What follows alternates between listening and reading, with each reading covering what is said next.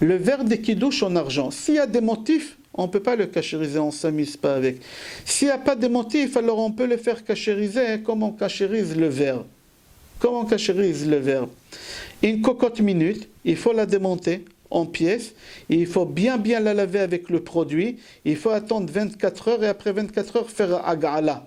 La tremper carrément dans une autre marmite énorme. J'espère que vous avez des grosses marmites comme ça à la maison. Il faut avoir 10 gosses. Mais c'est rare d'avoir des marmites. Mais chacun il fait comme il peut. D'accord?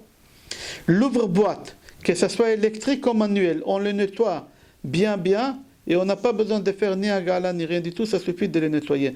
L'aspirateur, n'est pas oublié de vider les sacs qu'il y a dans l'aspirateur avant la fête. Parce qu'à l'intérieur, il y a beaucoup de chametz. La balance de la cuisine, il y a des gens qui font des gâteaux, alors ils mettent dessus des farines, etc. C'est pas cachérisable. Ça va, on peut s'en passer à Pessah. La planche à découper, il faut faire attention. Qu'il faut prendre la planche en bois, quand on coupe, alors il y a des coupures là-bas. Il faut prendre un papier vert, ça s'appelle, et bien frotter, bien cachériser comme il faut, et après faire agala. Mais il faut faire attention, c'est déconseillé. Baruch Hashem, aujourd'hui, Akadosh Baruch Hu, il nous a donné une abondance énorme qu'on peut acheter. La situation, elle ne nous permet pas de sortir, mais chacun y fait comme il peut. C'est pour ça que j'explique comment on fait avec la planche de travail. Parce qu'il y a des gens qui ne peuvent pas sortir. Shinaim Totavot, c'est le dentier, je crois, on dit en français. On fait agala klisheni. On prend la bouilloire et on verse dans un verre. Et cette verre-là, on le verse sur le dentier pour faire Hercher. Alors le grille-pain, impossible de cachériser, on ne s'amuse pas avec. Tous les jouets des enfants, vous prenez un seau ou une grosse marmite, vous le remplissez de l'eau chaude, pas bouillante, de l'eau chaude, vous mettez à l'intérieur un bouchon de javel ou un bouchon d'un produit un peu fort. Un bouchon, je n'ai pas dit beaucoup, n'ayez pas peur. C'est minime par rapport à la quantité d'eau que vous allez mettre. Alors, ce n'est pas nocif pour les enfants. Un bouchon de javel, on les laisse comme ça pendant 20 minutes et c'est bon, après, on peut. La mine noire, ce n'est pas cachérisable.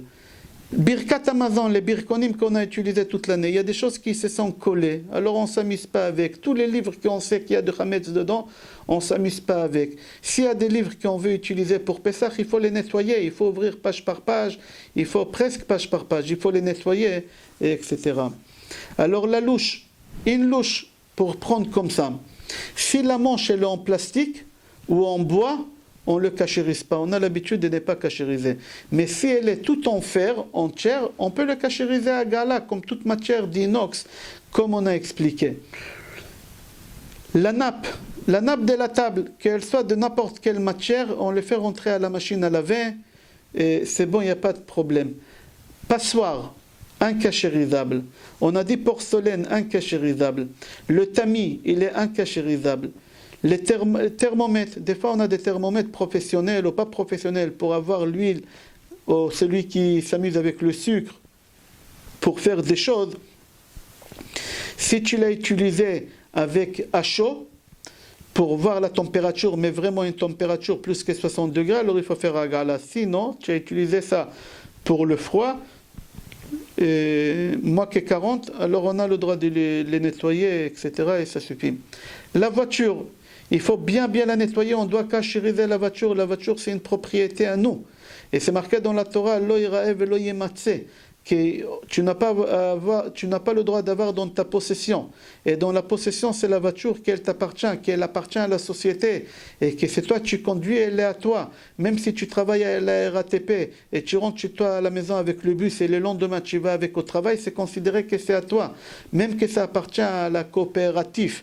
En Israël, c'est comme ça, moi j'ai des RATP parce qu'on est en France. Mais Eged, c'est une coopérative. C'est un bus que tu le gardes et tu travailles avec. Même qu'il appartient au bien de la coopérative. Mais même pilote, si tu travailles à Air France et il y a un pilote que tu le pilotes tous les jours, tu fais la navette entre Paris et Nice, c'est comme qui t'appartient, tu dois cachériser, tu dois faire les choses comme il faut. Maintenant, concernant les produits pour acheter à Pessah, il faut faire très attention. En France, il y a beaucoup de produits avec beaucoup de tampons des rabbins qui ne sont pas connus. Alors la première chose est comme ça. Si c'est marqué kasher le Pessah, c'est pas kasher. C'est pas kasher, bichlal. S'il n'y a aucune autorité rabbinique. Maintenant, si c'est marqué kasher le Pessah avec une autorité rabbinique qui n'est pas connue, on doit chercher, on doit appeler. Si on n'arrive pas à avoir des renseignements, c'est pas kasher, c'est comme si c'est pas marqué kasher. Il y a une liste des autorités rabbiniques qui sont reconnues. Et il faut acheter uniquement sur des choses qui sont reconnues. Maintenant, en Israël, chez nous, c'est comme ça. En France, je ne sais pas comment ça se passe. En Israël, la loi, elle oblige que le tampon il soit directement sur le sac ou sur le carton. Pas mettre une étiquette kasher les Pessah avec l'autorité rabbinique. Je ne sais pas en France si c'est comme ça, on met une étiquette ou c'est imprimé à l'encre, ou je ne sais pas comment, sur le produit. Mais il faut faire très très attention parce qu'il y a beaucoup de vices. Et c'est dommage, vous croyez que vous faites Pessah, et pas seulement vous ne faites pas Pessah, vous rentrez dans des catégories de Chayav Karet, Chaz Veshalom. Alors il faut faire attention. Nous, au Maroc, jamais on avait l'habitude de manger chez des gens. Et les gens, ils ne se vexaient pas si on partait leur rendre visite, parce qu'eux aussi, ils ne mangeaient pas chez les autres. On ne mangeait jamais chez des gens, jamais, jamais. Comme ça, on était tranquille. Et personne ne s'est vexé parce que tout le monde y savait ça. Il ne faut pas s'amuser avec le tampon, il faut faire très très attention quand vous achetez quelque chose. Si c'est marqué kasher les Pessah sans autorité rabbinique, c'est chametz. C'est pas kasher du tout. Il faut que ce soit une autorité rabbinique. D'accord ? Maintenant, tous les produits pour nettoyer la maison, on n'est pas obligé d'acheter kasher, mis à part pour laver la vaisselle. Pourquoi ? Parce que ça rentre en contact direct avec la vaisselle et on craint qu'au moment que tu laves avec de l'eau chaude, alors la matière elle se dilate et elle absorbe et au moment que tu vas cuisiner, elle va relâcher qu'est-ce qu'elle a absorbé et on a dit chametz bemashu chayav karet, même si c'est minime, c'est assourd, même si c'est minime, c'est assourd. Alors il faut faire attention. Uniquement je parle, il faut faire attention pour le mire avec Hercher. Pour la brosse à dents, et il faut avoir neuf, et pour les dentifrices, il faut avoir kasher les Pessah parce que ça rentre dans la bouche. Mais tous les autres produits, on n'est pas obligé. Par exemple, tout le maquillage de la femme, on n'est pas obligé kasher les Pessah, mais seulement le rouge à lèvres, parce que le rouge à lèvres, ça se met dans la bouche. Tout ce qui rentre en contact avec la bouche, il faut faire attention. Quand on achète la viande pour Pessah, celui qui a la chance de pouvoir aller acheter la viande pour Pessah, Chazak ou Baruch, il ne faut pas dire c'est la viande pour Pessah, parce que le mot Pessah, ça veut dire sacrifice. Et quand tu achètes la viande et tu dis c'est pour Pessah, tu dis que c'est pour le sacrifice. Alors si tu dis que c'est pour le sacrifice, ça devient hekdesh, ça devient un aliment que tu ne peux pas le consommer. Ça devient comme un korban et il y a un problème halachique, et pas seulement pour la viande. C'est le même problème pour les poissons, pour les poulets, il ne faut pas dire c'est pour Pessah. Il faut dire c'est pour la fête. Pour la fête. Concernant les médicaments, à partir du moment qu'il y a un risque, d'accord, qu'il y a à l'intérieur d'amidon ou toute chose qui est chametz, alors ça dépend. Si c'est des médicaments qui n'ont aucun goût, ou peut-être même qu'ils ont un goût amer que ce n'est pas mangeable, il n'y a aucun problème, tu peux. Mais à partir du moment qu'ils ont un bon goût, comme les médicaments qu'ils font pour les enfants, les sirops pour les enfants, il y a au goût du miel, il y a au goût de fraises, au goût des bananes, c'est assourd. On n'a pas le droit, c'est assourd de l'utiliser. On ne le prend pas. Maintenant, il y a des médicaments qu'on est obligé de les prendre, qui sont vitaux. Chacun il va demander à son vital ou vitaux, je ne sais pas comment dire en français, mais chacun il doit demander à son rave et demander à son pharmacien s'il est religieux, s'il a des connaissances un peu, on peut avoir confiance. D'accord ? Concernant les médicaments, ok, j'ai dit en gros, on n'a pas le temps parce qu'on a dépassé le temps. Concernant les médicaments, on peut les vendre s'ils ont un goût. Et bien, on n'aura pas besoin d'utiliser à Pessah. On peut le vendre pendant Pessah. D'accord ? Tous les médicaments naturels et homopathiques, on n'a pas le droit de les utiliser à Pessah. Tout ce qui est naturel, on n'a pas le droit de les utiliser. Tout ce qui est médicaments bio, on n'a pas le droit. Tout ce qui est médicaments homopathiques, on n'a pas le droit de les utiliser. Concernant les pommades et les piqûres, les injections, il n'y a aucun problème halachique. Il n'y a aucun problème halachique. On a le droit de les utiliser. Alors il faut faire attention, il y a une liste des produits qui sont cachés, que le consistoire de Paris il faut se baser sur ça. Il faut se baser sur cette liste-là. Il faut faire attention, il faut évidemment donner la préférence aux produits avec Hercher, pour la simple raison qu'on a la conscience tranquille et qu'on fait les choses comme il faut, et mis à part pour faire travailler les magasins cachers avec toute la crise qu'on est en train de passer, et les ventes ils ont baissé, il faut faire travailler nos frères, alors il faut faire attention à ces choses-là, d'accord, quand on achète les choses, etc. Ok, un malade qui est en danger, on n'a pas le temps d'expliquer, mais une seule chose qu'on est obligé d'écouter le médecin. Si le docteur t'a obligé de prendre quelque chose qui a du hametz à l'intérieur, tu fais ce qu'il te dit le médecin. Et si tu joues le malin, tu es considéré comme un assassin. Tu es considéré comme un assassin. Quelqu'un qui n'est pas en danger, d'accord, il n'a qu'à choisir des médicaments qui n'ont pas de goût et on peut les trouver. Ok, la halakha, c'est lui qui quitte la maison à Pessah. Je ne pense pas que ça nous concerne cette année. On est tous à la maison chez nous. Alors, concernant Bdikat Hametz, etc., mais ça ne nous concerne pas cette année. Tous on est chez nous à la maison. Alors, Rabotai, on va s'arrêter là. Je souhaite, Be'ezrat Hashem, bracha ve'atzlacha, refoua shlema, refoua hanefesh, refoua haguf, Be'ezrat Hashem, lekol cholei amo Israël, à tous les malades, Be'ezrat Hashem, que ce soit en général, tout le monde entier, juif et non juif, Be'ezrat Hashem, qu'Akadosh Baruch Hu, Be'ezrat Hashem, il nous enlève cette épidémie, qui nous enlève cette peur, qui nous enlève cette crainte, qui nous envoie la refoua shlema, refoua hanefesh, refoua haguf, Parnasa tova, shlom bayit, ahava, ve'achva, shalom ve're'ut. Et que chacun se souhaite Pesach kasher ve'sameach, et le shana haba biYerushalayim, abnuya be'ezrat Hashem, kol tov. Tara, c'est marqué, הנה אנוכי שולח לכם את אליה הנביא לפני בוא יום השם הגדול והנורא. Puisque c'est marqué הגדול, alors on l'appelle Shabbat הגדול. Il y en a qui disent, le Ben Ishchai HaKadosh dit que ça s'appelle Shabbat הגדול. Pourquoi? Parce que le Rav il doit donner un grand discours. Le grand discours de Rav, on a appelé ça Adrasha Agdola. Le grand discours de Rav. C'était quoi le grand discours de Rav? C'est tout ce qu'on est en train de faire. Maintenant, toutes les lois et toutes les questions que les gens ils avaient, alors le Rav il leur répondait sur toutes les choses là.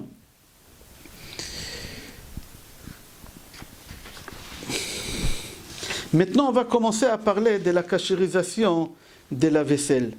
Alors, celui qui a la possibilité d'avoir deux vaisselles, une vaisselle pour Pessah et une vaisselle pour toute l'année, magnifique. Mais je sais que malheureusement, il y a beaucoup de gens qui ont l'habitude de voyager chaque année. Ils ne passent pas Pessah à la maison, alors aujourd'hui, cette année, tous, nada. On est tous dedans, on a tous le même problème, qu'on n'a rien. Et on ne peut même pas aller acheter, parce qu'on ne peut pas sortir. Et même si tu vas sortir, il y a le mikvé. Tous les problèmes, c'est-à-dire on s'est fait tout savoir en réalité. Akadosh Baruch Hu voulait nous montrer c'est quoi Pessah. Le vrai Pessah, c'est avec ta femme et tes enfants. Vigadta lebincha, la vraie mitzvah, bien comme ils font, on la fera cette année. Avec le strict minimum, mais avec beaucoup de joie. Be'ezrat Hashem, avec beaucoup de smachot. Alors on a expliqué concernant la kashérisation de la vaisselle, kebol'o kach polto. De la même manière que la marmite ou l'ustensile que tu veux kashériser, il a absorbé le chametz, c'est comme ça qu'il va le rejeter. Alors il y a des choses qu'on peut kashériser, il y a des choses qu'on ne peut pas kashériser. Et il y a des choses qu'on n'a pas besoin de kashériser. Il faut faire attention. Là je parle des choses qu'on peut kashériser. Alors maintenant il y a deux façons de kashériser. Ou agala, ou liboun kal, comme on a expliqué. Alors tout ce qui est agala, c'est toutes les choses que tu as utilisées à chaud dans le liquide, que tu as mis sur le feu dans le liquide. Il y a des choses qu'on utilise à chaud, pas directement dans le feu. Je donne un exemple. La cuillère que tu bois la soupe, est-ce qu'elle était dans la marmite, sur le feu? Non, il y a une louche. Alors cette cuillère-là, ça s'appelle déjà qu'elle a consommé le chametz dans quel chéni. Il y a une autre façon de kashériser les couverts. Moi, je parle maintenant des marmites qui étaient avec des liquides directement sur le feu. De la même manière qu'elle a absorbé, c'est la même manière qu'elle va rejeter. Alors, comment tu kashérises? Tu prends une très grande marmite, tu mets de l'eau à l'intérieur et tu attends que l'eau elle bout. Il ne faut pas attendre à 1 degré, 100, 180, 200. C'est pas ça, c'est pas le degré qui compte dans la kashérisation. Qu'est-ce qui compte dans la kashérisation? C'est que l'eau elle bout. Nous, au Maroc, on avait l'habitude, quand l'eau elle bouillissait, on prenait une pierre chaude, qu'on la mettait sur le feu et on la mettait encore dedans pour que ça soit encore beaucoup plus chaud. Vous connaissez, Baruch Hashem, les Marocains qui sont très. Comme ça, on faisait. Et c'est la meilleure chose à faire, même aujourd'hui, c'est lui qui peut. Alors, je répète, tu prends une grosse marmite, tu la remplis de l'eau. Quand l'eau, elle bout, pas qu'elle est très chaude, quand elle bout seulement, tant que ça ne bout pas, on ne peut pas kashériser. Tu prends l'ustensile et tu le fais rentrer tout entier. Si tu ne peux pas le faire tout entier, il y a des rabbanim qui ne sont pas d'accord avec ce que je dis. On peut le faire en 2 fois. Mais on autorise exceptionnellement cette année parce que les gens ne peuvent pas y aller acheter. Alors on autorise faire en 2 fois, mais en réalité il faut le faire en 1 seule fois.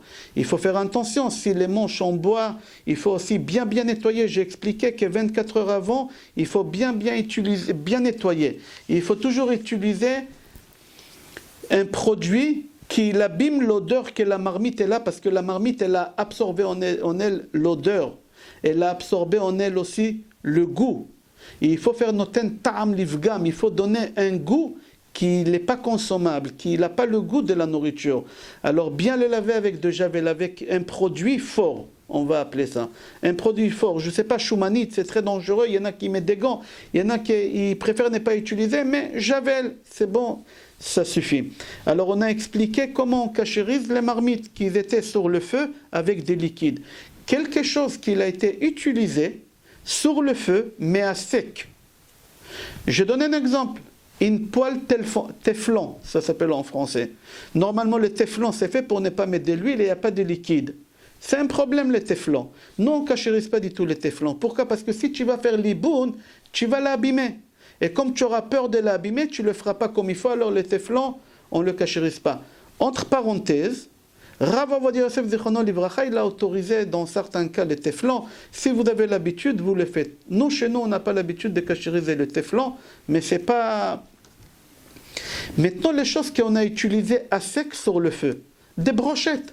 On a pris de la viande et on a mis des oignons, des tomates. Il y en a qui mettent aussi du pain ou des pitas. Et ils mettent sur le feu. La brochette, elle a été utilisée avec le chametz sur le feu à sec. Ou des fois sur la grille où on met la viande, il y a des gens qui mettent là-bas des pitotes pour les chauffer un peu. D'accord? Alors la grille, elle est chametz. Elle a utilisé le chametz à sec. Alors comment on cachérise ces choses-là? Avec l'iboun, on doit prendre un chalumeau professionnel et brûler cette grille et brûler ces brochettes jusqu'à qu'il devienne rouge. C'est pas possible. Personne n'y peut faire ça. Il faut arrêter de rêver, il faut arrêter de se mentir à soi-même. On ne peut pas le faire. Alors puisqu'on ne peut pas le faire, on ne peut pas les cachériser. Alors il y a des choses qui ne sont pas cachérisables. On ne peut pas faire les bounes amok comme ça. On ne peut pas faire cette chose. Alors il y a des choses qui ne sont pas cachérisables. On va continuer. On va maintenant passer vers. Quand je parle des verres, c'est la matière verre. Il y a des verres en verre, il y a des verres en porcelaine. Je ne parle pas de la porcelaine, je parle des verres. Et je parle des assiettes en verre. Alors la chose est comme ça. Il faut savoir que dans la Mishnah dans Gemara, dans la Gemara, c'est rapporté qu'à l'époque, le verre il est fabriqué avec de la terre. Et quand on mettait dans le verre à l'époque du thé, alors où il y a le thé, c'était chaud. Le reste de verre, il n'était pas chaud. Aujourd'hui, quand tu te fais un thé, tout le verre, il devient chaud. Alors le verre, il n'est pas vert. On ne parle pas de la même matière de l'époque. La Gemara, quand elle a parlé à l'époque, qu'elle a dit que le verre, il est cachérisable, c'est le verre de l'époque. Mais le verre d'aujourd'hui, il n'est pas cachérisable. Alors il y a beaucoup de rabbanim qui disent non. Mais Rav Ovadia Yosef, il dit, et nous on suit Rav Ovadia Yosef, il dit que le verre, il est cachérisable. Comment il est cachérisable? Puisque la matière, elle ne se dilate pas et elle n'a rien absorbé, alors on n'a pas besoin de faire agala. Qu'est-ce qu'on fait? On les rince bien avec un produit, bien qu'il enlève l'odorat ou le goût qu'il y a, et on peut l'utiliser. Tous les verres, ils sont comme ça, qui en bois, tous les assiettes en verre, tout ce qui est matière verre. D'accord? Je ne parle pas de verre qu'on fait rentrer dans le four, ça c'est autre chose. Parce que c'est à sec, et il est en contact direct dans le feu. Le four, c'est considéré comme le feu. Alors, ce n'est pas cachérisable. Tous les je ne sais pas comment on appelle ça en français, les plateaux. Il y a des petits plateaux qu'on peut faire rentrer, on fait des gratins, des trucs comme ça avec des verres verts, ce n'est pas cachérisable. Parce que c'est rentré à sec, directement dans le four, et des fois, il y a la grille qui, elle marche. Ça, c'est qu'à gala, et on ne peut pas faire, pardon, pas à gala, c'est liboun, et on ne peut pas faire liboun. Tout ce qui est argile et porcelaine, incachérisables. On ne peut pas les cachériser. D'accord? S'ils sont même enveloppés avec des céramiques, on ne peut pas les cachériser. D'accord? À vie. Pas seulement à Pessah, même dans l'année, c'est du lait, tu veux le rendre de la viande, alors tu veux faire agala, impossible. Ça restera tout le temps de viande, ça restera tout le temps de lait, ou ça restera tout le temps de chametz. On ne peut pas changer. On va y aller au frigidaire. Comment on cachérise le frigidaire? Il faut d'abord le stopper. Il faut l'arrêter pour dégivrer la glace qu'il y a. Il y a des gens qui ont le congélant, il y en a qui ont en bas, mais il faut que la glace, elle fond. Parce que des fois, quand il y a la glace, dans la glace, il y a du chametz, parce qu'il y a des gens qui stockent des pitotes, ils stockent des baguettes, ou ils stockent des chalotes. Il y a des miettes là-bas, que tu ne le vois pas. Alors il faut d'abord dégivrer le frigidaire. Et après qu'on a dégivré le congèle et le frigidaire et tout ce qu'il faut, on fait vider de frigidaire tous les tiroirs, tous les casiers, tout. Nous on a l'habitude de les mettre dans la salle de bain. Et là-bas, on les nettoie avec de javel. Tout le temps avec de javel pour noter un tam livgam, pour enlever le goût, c'est important. Et les tiroirs aussi en verre, on ne fait pas agala dans le frigidaire. C'est qu'à l'eau froide et du produit. Après qu'on a fini de nettoyer tout ce qu'on a mis dans la salle de bain, on va commencer à attaquer le frigidaire en lui-même. Le frigidaire en lui-même, il faut bien le nettoyer avec de javel, toujours avec de javel. Et il faut prendre une brosse à dents. Dans le caoutchouc qu'il y a autour de la porte, il faut l'ouvrir un peu, il y a 2 couches là-bas, et souvent il y a du chametz à l'intérieur. Et bien nettoyer à l'intérieur, où il y a cet aimant-là, cet plastique qu'il y a autour de la porte. Il y a des gens qui sont mahmirim, après qu'ils ont tout cachérisé, que tout est ok, tout est propre, etc., ils mettent des papiers alu, ils enveloppent tout ça avec des papiers alu. Il y a des gens qui font, c'est bien de le faire. C'est bien de le faire. Alors on a parlé du frigidaire et on a parlé des ustensiles. J'ai oublié de parler des couverts. Les couverts, c'est où tu fais bouillir une marmite et tu la fais rentrer les couverts à l'intérieur quand la marmite elle est très très chaude. On n'a pas besoin d'avoir des bulles. J'ai expliqué pourquoi. Parce qu'on a utilisé le couvert Klisheni, il n'était pas en contact direct sur le feu avec le liquide, et ça suffit, ça devient cachère. Mais bien évidemment, il faut bien les laver avec des produits, il faut les laisser 24 heures, et après 24 heures faire cette cachérisation, ou dans le bouilloire, tu les fais rentrer dedans, et tu les fais bouillir, ou dans une marmite très très chaude, tu les fais rentrer à l'intérieur, mais ce n'est pas la peine qu'il y ait le bout. Comment on cachérise le four? D'abord, on nettoie le four. Je ne parle pas des pyrolyses. Pour le moment, je parle d'un four qui n'a pas de pyrolyse. Il y a des gens qui n'utilisent pas. Et si c'est possible de ne pas utiliser, c'est la meilleure manière. C'est la meilleure chose à faire de ne pas utiliser. Je ne parle pas quand il y a une pyrolyse. Mais si on est obligé de l'utiliser, parce que Bléa Nara a une famille nombreuse, et on a les enfants en bas âge, et on ne peut pas s'en passer, alors tout d'abord, on le nettoie et on le frotte bien comme il faut le four. Au fond du four, dans le mur qui est en face dans le four, il y a un ventilateur avec des petits trous. Des fois c'est sur la droite, sur la gauche, mais en général c'est au fond. Il y a un ventilateur qui tourne. Il y a des trous là-bas aussi, il faut bien nettoyer avec une brosse à dents. Où il y a la lampe autour, il y a une lampe là-bas, il faut bien nettoyer. Après qu'on a nettoyé toutes ces choses bien comme il faut, et tout est propre, on le laisse reposer pendant 24 heures avec les produits. On les laisse reposer pendant 24 heures. Après qu'on l'a laissé reposer pendant 24 heures, on les met en marche, un maximum on les met en marche. Mais j'ai dit bien, il faut faire très attention que les plaques, ils ne sont pas cachérisables. On ne peut pas les cachériser, ni la grille, ni les plaques qu'il y a à l'intérieur. D'accord ? Et après que tu as tout nettoyé, comme on a dit, etc., tu les mets en marche au maximum pendant 1 heure. Et le four, il devient cachère.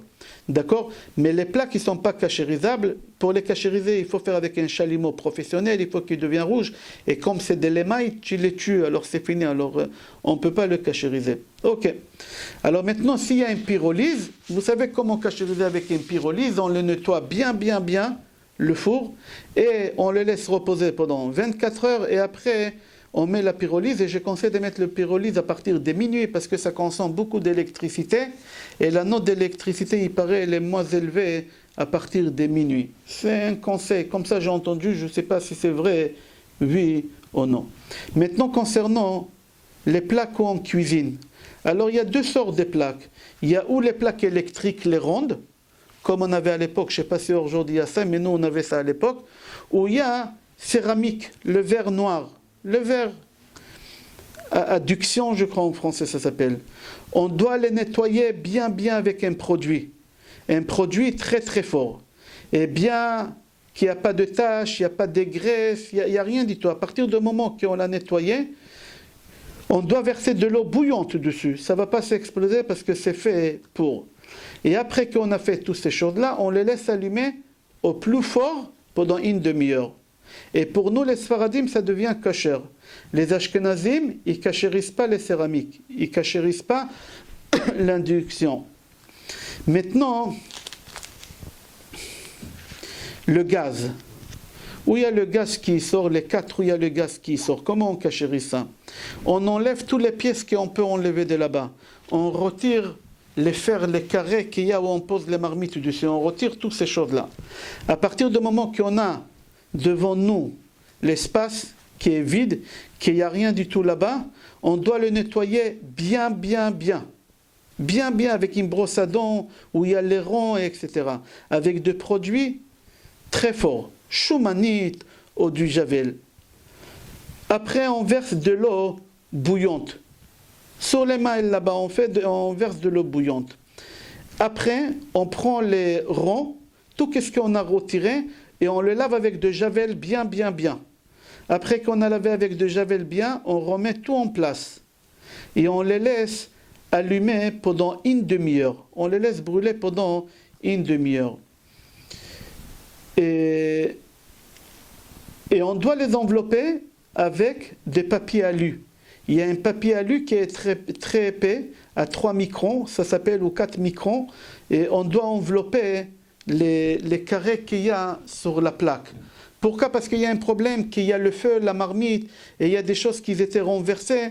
Alors pour être tranquille, on met des papiers alu bien épais. Mais n'oubliez pas toujours, j'ai dit, quand on les nettoie bien, on attend 24 heures, et après on verse de l'eau bouillante, et que ce soit sur le carré, que ce soit sur les ronds, que ce soit sur les mailles, et après qu'on a versé de l'eau bouillante, après on les laisse aussi allumer pendant une demi-heure.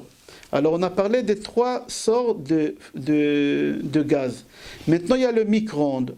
Il y a plusieurs étapes, il faut faire attention. Il y a 2 sortes de micro-ondes aussi. Il y a un micro-ondes avec une résistance à l'intérieur, et il y a un micro-ondes sans résistance. Je parle de micro-ondes sans résistance. Si on peut ne pas utiliser, on n'utilise pas. Si on ne peut pas s'en passer, alors voici comment on fait. On le nettoie bien comme on a dit. On le nettoie bien comme il faut avec du javel ou avec du choumanite, ou avec tous les produits qu'on sait qui sont forts. Dans tous les coins à l'intérieur où il y a les trous, où il y a la lumière, tout avec une brosse à dents à l'intérieur. Après, on attend 24 heures. Après qu'on a laissé reposer 24 heures, la troisième chose qu'il faut faire, on fait rentrer dans le micro-ondes un bol avec un bouchon de javel et de l'eau. Celui qui ne veut pas faire rentrer du javel, alors il peut mettre du myrrhe ou avec un produit piquant, et on le fait rentrer à l'intérieur et on le met en marche jusqu'à qu'il y ait la vapeur, qui est la bouée sur toutes les parois de micro-ondes. Et là, le micro-ondes, il est caché, mais je n'ai pas parlé encore de l'assiette. Moi, je parle que du micro-ondes. Et après, le micro-ondes, il est caché et on peut l'utiliser pendant Pessah, mais avec tout fermé. Pas ouvert, tout fermé. Normalement, on ne cachérise pas, mais puisqu'on a dit, bon, d'accord, on va le cachériser, mais il faut mettre tout dans des petits tiroirs, je crois que ça s'appelle, et on ferme et on chauffe comme ça. Maintenant, l'assiette, c'est comme tous les verres. Tu le nettoies bien, avec des produits, et tu le verses de l'eau bouillante dessus pour faire bien les choses. D'accord? On verse de l'eau bouillante. Celui qui a un micro-ondes avec une résistance, ça ne s'appelle pas micro-ondes d'après la halakha. Chachamim, ils appellent ça un four, tout simplement. Alors, comme on a expliqué pour le four tout à l'heure, comme ça, tu fais la même chose pour le micro-ondes avec la résistance. Concernant le marbre, il faut faire attention. Il y a du vrai marbre et il y a du faux marbre. Il y a du granit, ce n'est pas la même chose. Il y a des choses qu'on peut cachériser, il y a des choses qu'on ne peut pas cachériser. Moi, je parle du vrai marbre. Alors s'il y a des fissures, il faut d'abord acheter une pâte de marbre pour boucher toutes ces fissures-là. À partir du moment qu'on a tout bouché, on le lave et on le nettoie bien avec des produits. D'accord? Et on va expliquer tout à l'heure parce que je m'arrête là et j'aimerais aller l'évier. Pourquoi l'évier? Parce que pour cachériser le plan de travail, le marbre, il faut d'abord cachériser l'évier. On commence par l'évier et on va plus loin que l'évier. C'est comme ça la façon de faire. On ne commence pas par en haut et après on descend. Même d'après la logique, on doit faire comme ça, mais halachiquement, on ne fait pas comme ça. On commence à cachériser l'évier. Après qu'on a cachérisé l'évier, on attaque, on va un peu plus loin de l'évier. Alors on va voir à l'intérieur. Alors il faut savoir que le vrai marbre, il faut faire attention s'il y a des fissures, acheter la pâte qu'il faut et fermer et boucher qu'est-ce qu'il faut. Après qu'on l'a nettoyé bien comme il faut, on a nettoyé bien avec le produit qu'il faut, etc. Alors on attend 24 heures. Après 24 heures, on prend de l'eau bouillante. C'est quoi de l'eau bouillante? Qu'elle bout encore. Et on verse, pas sur le marbre, on commence au plus près de l'évier et on va monter un peu plus loin et on s'éloigne. D'accord? Et quand on a fini, on l'enveloppe avec le papier aluminium qu'on a dit 3 ou 4 micros. D'accord? Il faut faire attention, si tu n'as pas attendu 24 heures parce que tu n'avais pas le temps d'attendre 24 heures, tu ne pouvais pas le cachériser avant, alors tu ne peux pas déposer des marmites, des choses chaudes sur cette surface-là que tu n'as pas attendu 24 heures. Maintenant, tout ce qui n'est pas marbre, mais c'est des faux marbres, d'accord? On ne peut pas le cachériser parce que c'est considéré comme de l'argile, c'est considéré comme de la porcelaine. Alors on a dit, tout ce qui est argile, porcelaine, on ne peut pas les cachériser, et c'est un problème. C'est un problème. Alors qu'est-ce qu'il faut faire? Il faut le laver, il faut le nettoyer, comme on a dit, mais faire très attention à mettre plusieurs couches des papiers alu à épais. Épais.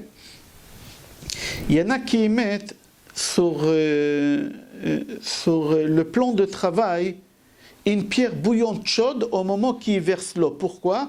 Comme ça, quand l'eau elle arrive, elle récupère la chaleur encore avec la pierre chaude. Comme ça, c'est sûr et certain. Au Maroc, nous, on avait l'habitude comme ça. Dans certains livres, c'est marqué qu'il faut faire comme ça. Comme ça, c'est sûr et certain que la chaleur de l'eau, elle est restée, elle n'a pas perdu le temps que j'ai pris du feu et j'ai renversé sur mon plan de travail. Alors maintenant l'évier, en réalité il faut commencer par l'évier et après le plan de travail. Il faut commencer par l'évier et après s'éloigner, mais c'est pas grave. On va aller maintenant dans l'évier. L'évier, il faut bien, je parle en évier d'inox, en évier en inox on va parler pour le moment. Et un évier qui est en inox, alors c'est comme matière d'inox. On doit bien le laver, bien le nettoyer, bien mettre le produit qu'on a dit. Et après, pour verser de l'eau bouillante, il faut d'abord essuyer avec une serviette sec tout l'évier, parce que s'il y a encore de l'eau à l'intérieur, de gouttes de l'eau, ils vont refroidir l'eau qu'on va verser. Et c'est dommage, on ne fait pas les choses comme il faut. Alors il faut bien nettoyer, il faut bien le joint au milieu. Des fois, il y a une vis, on peut l'ouvrir dans l'évier pour nettoyer, parce qu'autour, il y a des saletés qui s'accumulent pendant toute l'année. Et après, on verse de l'eau bouillante dessus. Et d'abord, il faut essuyer, après l'eau bouillante. Et on s'éloigne doucement de l'évier, on s'éloigne vers le plan de travail. Concernant la hotte, il est déconseillé d'utiliser la hotte pendant Pessah. Il faut bien la nettoyer, mais ce n'est pas cachérisé, parce que c'est très dangereux, parce que comme il y a les marmites en bas, alors c'est possible qu'il y ait avec l'humidité, avec la vapeur, ça peut tomber dans la nourriture. Et on a dit à Pessah, Chametz bekol shiur chayav karet. À Pessah, que ce soit la plus petite, minime de quantité de Chametz qu'on consomme, c'est très dangereux. Alors il faut bien nettoyer, il faut bien frotter la hotte et l'envelopper avec un film, avec un cellophane. Il faut bien l'envelopper avec cellophane et on ne peut pas le cachériser. Il faut faire très attention. Concernant le lave-vaisselle, il faut bien le nettoyer, et il faut le mettre en marche à vide, évidemment, avec le produit qu'on lave la vaisselle. Mais il faut le monter à la température la plus élevée, et il faut mettre la fonction la plus longue possible qu'il y a dans le programme de la machine. D'accord? Mais ne pas oublier toujours, avant de cachériser, on ne l'utilise pas pendant 24 heures. On nettoie bien comme on a dit. Et après qu'on a attendu 24 heures, on le met en marche avec le produit très très chaud. Concernant les plateaux, il est préférable de faire agala mikli rishon. D'accord? Et si on ne peut pas, alors on le fait. Je parle des plateaux le plateau qu'il y a dans la machine à laver vaisselle, là, pas les plateaux où on mange, les plateaux de la machine à laver. Alors il est préférable de prendre de l'eau bouillante, mais clirichon et de verser dessus quand encore ça bout. Si on ne peut pas faire ça, parce que c'est grand et ça ne rentre pas dans l'évier, etc., on les laisse dans la machine et quand on la met en fonction pendant 1 heure, alors on laisse à l'intérieur les paniers, ça ne s'appelle pas les plateaux, ça s'appelle les paniers, on les laisse à l'intérieur. Et comme ça devient kasher. La plata de Shabbat, il y a un problème dans la plata de Shabbat. Il y a un problème, un très très gros problème. Pourquoi? Parce que la plata de Shabbat, elle est bouillante. C'est considéré comme le feu. Et nous, on a l'habitude de prendre des chalotes, 1 demi-heure avant le repas, de mettre sur la plata. Comme ça, ils sont chauds, ils sont croustillants. Il y a des gens qui mettent les croissants dessus. Shabbat, on a le droit, c'est sec. Alors la chose est, qu'on a dit au début du cours, quelque chose de chametz qui était en contact avec le feu à sec, il faut faire l'iboun, avec un chalumeau. Tu ne peux pas cachériser ta plata avec un chalumeau. Alors une plata que tu as mis les chalotes dessus, etc., c'est un problème. Chacun y fait comme il veut.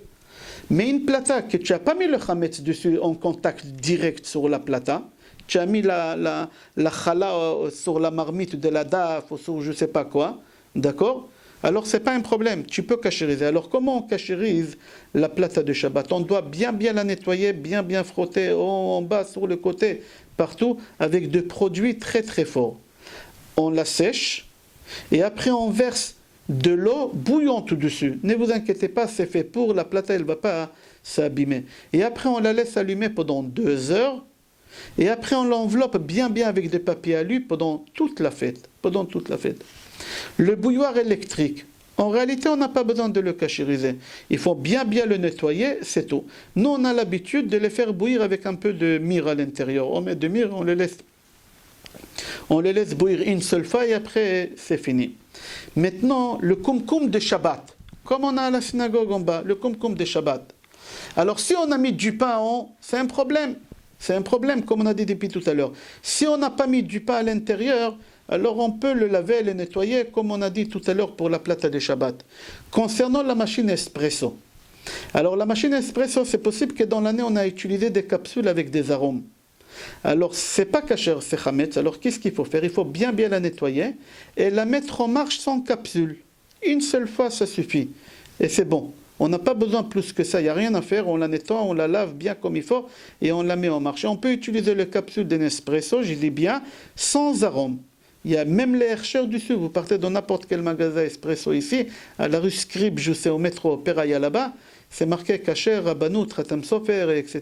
Toute l'année, c'est kasher, mais pas pour Pessah. Il faut faire très attention, chaque chose qu'il a à Rome, il faut qu'il y ait le Hercher dessus. On va parler tout à l'heure de ça.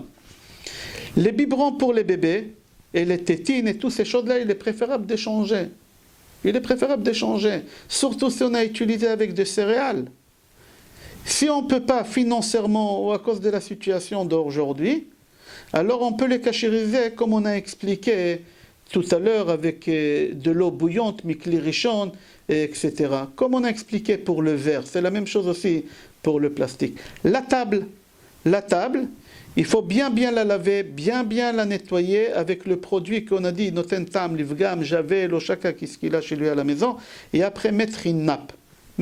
Et s'il ne peut pas cachériser parce que c'est en verre, il a peur que ça va s'exploser, il ne peut pas verser de l'eau bouillante dessus parce que c'est bois, alors il la nettoie un maximum, il met 2 nappes. Pas une seule nappe, il met 2 nappes.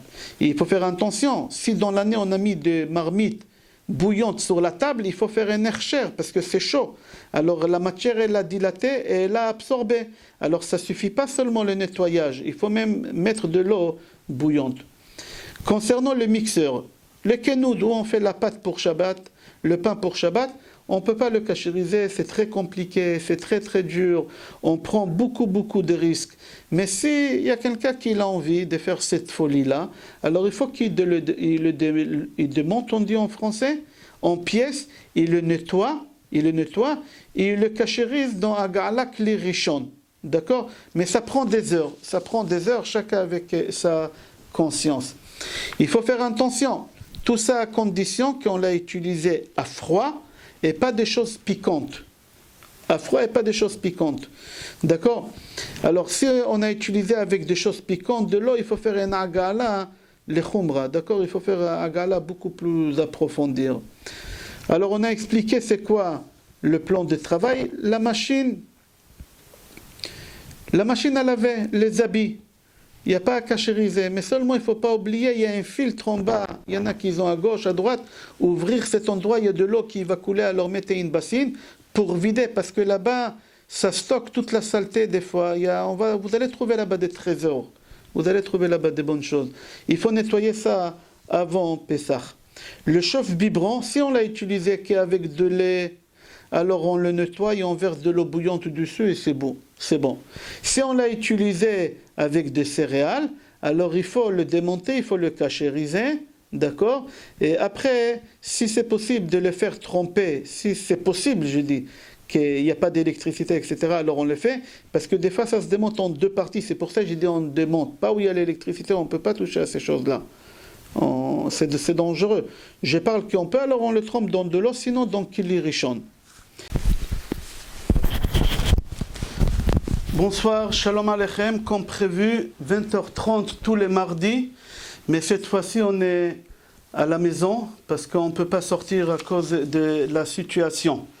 Alors on va parler de quelques halachot qui nous concernent à cause de la situation. C'est des réponses que j'ai reçues des rabbanim posqué halacha dans le Bet HaMidrash Yechveh Da'at de Rav Ovadia Yosef Zatzal, que j'ai reçu de Rav David Yosef de Yerushalayim aussi. Et il y a des courriers qui doivent arriver pour celui qui demande à l'écrit. Je lui montrerai à l'écrit. Moi, je ne suis pas spécialiste de ces halachot, de la situation où on traverse. C'est pour ça, ça fait une semaine que j'ai demandé. Baruch Hashem, j'ai eu les réponses. Alors, on va développer déjà les questions d'aujourd'hui concernant les mikveh pour les femmes. On a dit tout à l'heure dans le cours de l'après-midi que les mikveh des femmes, normalement, on n'a pas à le repousser. Mais à cause de la situation sanitaire et qu'il y a des femmes qui ont peur pour des raisons, ou des femmes qui ont des symptômes, ou il y a des femmes qui n'ont pas des symptômes, mais qui sont porteurs sans savoir, il faut faire très attention. Mais il faut que vous sachiez qu'on ne peut pas obliger la femme si elle a peur, mais si la femme elle est courageuse et elle veut y aller, il y a des mikvaot que j'ai parlé avec plusieurs balaniyot, qu'ils sont désinfectés, ils ont chauffé l'eau à une température élevée pour que le microbe ne peut pas résister dans cette chaleur-là, et ils ont doublé le chlore. Mis à part ça, il n'aura pas de contact entre la femme et la balanite, même pour payer. Et il n'aura pas à payer pour ne pas avoir des transferts des objets entre la balanite et la femme. La femme, elle va rentrer dans une douche et pas dans un bain pour se préparer avant de rentrer dans le mikveh. Et au moment qu'elle est prête, il faut faire très vite. La balanite, elle va la faire tremper au mikveh. Et en partant, elle va prendre avec elle toutes les affaires qu'elle a ramenées, que ce soit coton-tige, etc. Et entre chaque femme, ils vont mettre un cachet de chlore. Alors, c'est-à-dire qu'en réalité, tout est fait d'après la loi hygiénique qu'il faut pour que la femme, Be'ezrat Hashem, elle aura toutes les choses comme il faut. Alors il y a des bruits qui courent, que la femme elle a le droit de se laver dans la salle de bain pendant 4 minutes, ou qu'elle a le droit à la piscine, ceux qui ont des piscines à la maison. Tout ça c'est faux et archi faux. Il n'y a aucune autorisation pour une femme si ce n'est pas le mikveh ou à la plage. Alors le mikveh, Baruch Hashem, et des mikvot, par exemple à la rue Riquet, dans les 19e, il y a plusieurs mikvot que j'ai parlé avec les balaniyot, qui ont tous les stricts qu'il faut. Maintenant, concernant le mikveh de vaisselle, pour la vaisselle. Alors la chose la plus simple, c'est qu'on donne à un goy la vaisselle matana gmura, comme un cadeau, et on lui demande qu'il nous rend cette vaisselle, qu'il nous prête cette vaisselle longue durée. Et comme ça, on peut l'utiliser sans le tremper au mikveh. Rav Auerbach Zatzal, il dit qu'on n'a pas besoin, dans la situation qu'on se trouve aujourd'hui, on n'a pas besoin de tremper la vaisselle au mikveh. Comme ça, il dit Rav Auerbach. Il y a une marloquette, est-ce que tremper le mikveh c'est midoraita, miderabanan, mais d'après l'avis que c'est miderabanan, alors ou on donne à un goy, ou on l'utilise comme ça. Est-ce qu'on a le droit d'acheter de grosses quantités de chametz à cause de la situation pour pouvoir vendre et après le consommer après Pessah? Vu la situation, on a le droit. En général, on n'a pas le droit d'acheter beaucoup de chametz pour le vendre pour après l'utiliser après Pessah. On n'a pas le droit. Mais cette année, avec la situation qu'on se trouve, Be'ezrat Hashem, le Mashiach, il va venir, mais on a le droit de le faire. Shabbat, on a le droit de sortir avec un masque et il n'y a pas un problème de portée. C'est lui qui doit sortir, il a le droit. Il ne faut pas sortir, on n'a pas le droit de sortir, c'est la loi civile. Dina de Malchuta Dina, mise à part Dina de Malchuta Dina. Je rapportais le Zohar HaKadosh dans Parashat Noach, Ot Ain Tet. Et j'ai rapporté aussi dans Parashat Bo, que là-bas c'est marqué qu'Akadosh Baruch Hu, il a dit Lo yitze ish mi beto, qu'on n'a pas le droit de sortir de la maison la veille qu'on est sorti d'Égypte. Le Zohar HaKadosh, j'ai ramené la référence Noach, Parashat Noach, Ot Ain Tet, il dit Ksheyesh Magefa, quand il y a une épidémie dans la ville, l'ange de la mort il se promène dans la rue. Et quand l'ange de la mort il se promène dans la rue, il a le droit de prendre celui qu'il veut. Et il ne fait pas la distinction entre un tzaddik ou un rachat. C'est-à-dire c'est lui qui sort dans la rue, il se met en danger de mort. On a le droit de sortir à l'extérieur uniquement pour des choses qui sont vitaux, comme acheter la nourriture, ou pour aller chas v'shalom voir un docteur ou le pharmacien, mais pas plus que ça. C'est lui qui doit sortir Shabbat pour des raisons obligatoires. Il a le droit de sortir avec le masque et on n'a pas le droit, pourquoi? Parce que et on n'a pas le problème de porter. On a le droit.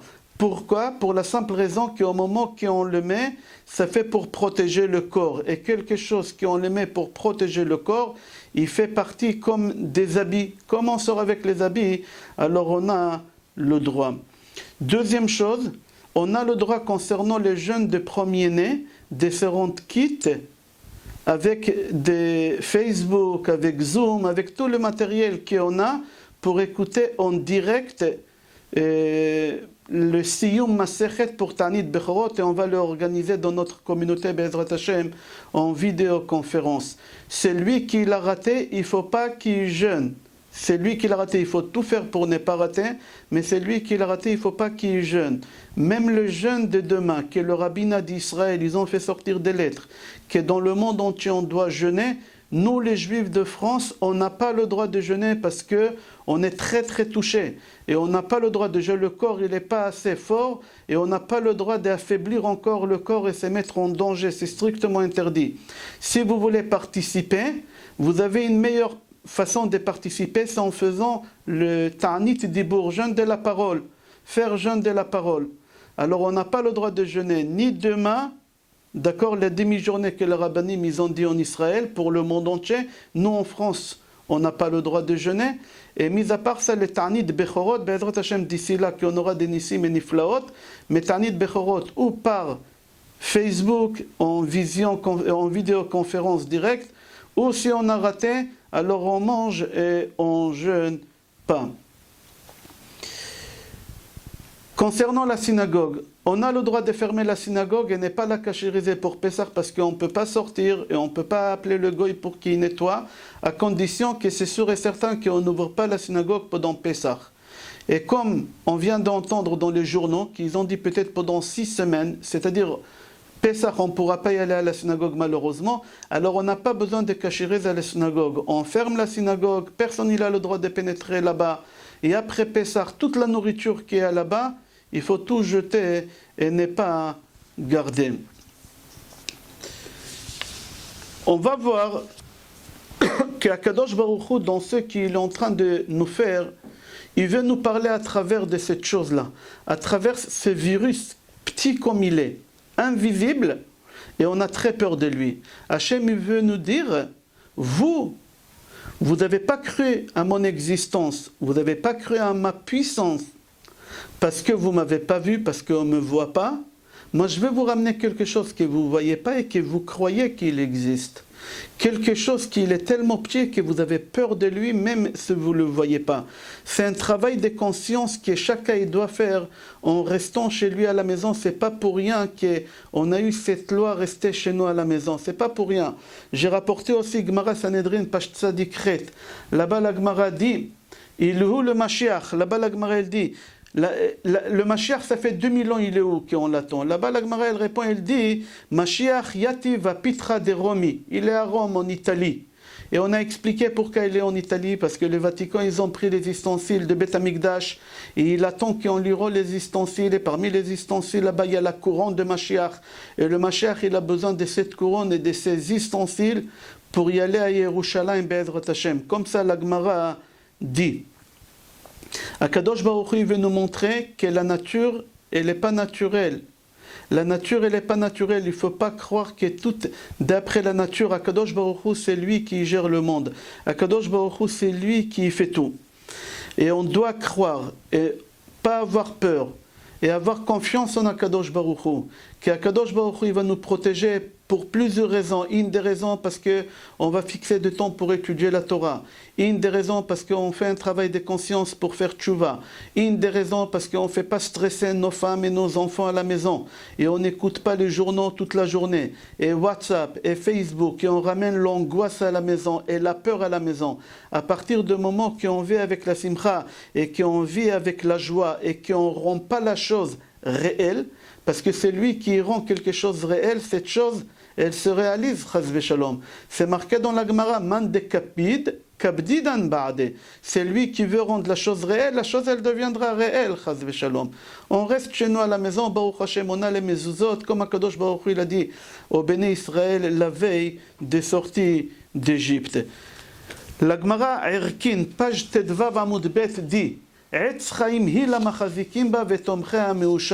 c'est lui qui fixe de temps pour étudier la Torah, il n'a pas à avoir peur de cette période qu'on est en train de traverser. N'est pas avoir peur ni pour la parnassa, même qu'on voit autour de nous que tout il est en train de s'écrouler, comme un château de cartes. Toutes les grandes sociétés, la bourse, les banques, les sociétés pétrolières, les frontières, ils sont en train de fermer. Les avions, ils sont cloués, des dizaines de milliers d'avions, ils sont cloués au sol. Ça fait très très peur. Il y a beaucoup de gens qui se mettent en chômage et partiel. Ça fait peur, ça fait peur. Mais nous, on n'a pas à avoir peur parce que ça ne nous concerne pas. Akadosh Baruch Hu, il parle à nous à travers ces choses-là. Et on ne doit pas rendre ces choses réelles. Tu dois te dire... Akadosh Baruch Hu, j'ai compris ton message. Stop, on arrête là. Il y a un rave, dès qu'il y a un bouton de sa chemise qui tombait, il disait Hachem, j'ai compris que tu voulais me transmettre quelque chose. J'ai compris, on arrête là. J'ai pas besoin plus que ça. Le travail de Yetzer Hara, c'est de nous faire rentrer des peurs en permanence. Quand ça s'est marqué dans Chovat al-Vavot, dans Rabbeinu Bechaye, il y a 750 ans, dans la Agdama de Shar HaBitachon, il dit qu'il veut nous montrer Tzel Harim Keharim, qui nous fait croire que l'ombre des montagnes, c'est des montagnes. La montagne, elle n'existe pas. Il n'y a rien qui existe. Tout ça, c'est que des illusions qui veulent nous faire pour nous faire peur. La peur, elle n'existe pas. Il ne faut pas avoir peur. Il faut faire attention. On n'a pas le droit de sortir. On doit bien se protéger. On doit écouter tous les consignes. Oui, mais on doit ne pas avoir peur. La peur, elle est quelque chose de plus que c'est nous qui on la rajoute. Chaz v'shalom. C'est marqué dans Micha, chapitre Zain, Pasuk Tedvav, qui yemetzetra me'eretz Mitzrayim. Avant que le Mashiach va venir, je ferai en sorte que tu vivras qu'est-ce que tu as vécu, qui yemetzetra Mitzrayim, comme le jour de ta sortie d'Égypte. Et qu'est-ce qui s'est passé la veille de la sortie d'Égypte?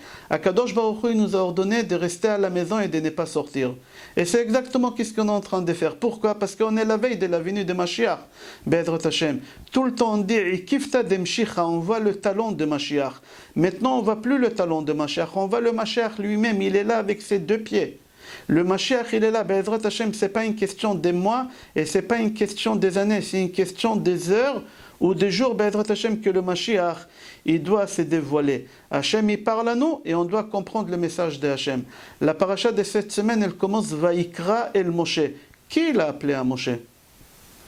En général, toujours c'est marqué Vaïdaber Hashem el Moshe. Ici, c'est marqué Vaïkra el Moshe, c'est pas marqué qui l'a appelé Moshe. C'est pour nous enseigner à nous qu'Akadosh Baruch Hu, il nous appelle, mais on ne comprend pas. Akadosh Baruch Hu, il se met sur des ondes et nous, on est sur des autres ondes. On est obligé de changer des ondes. Tu ne veux pas changer des ondes?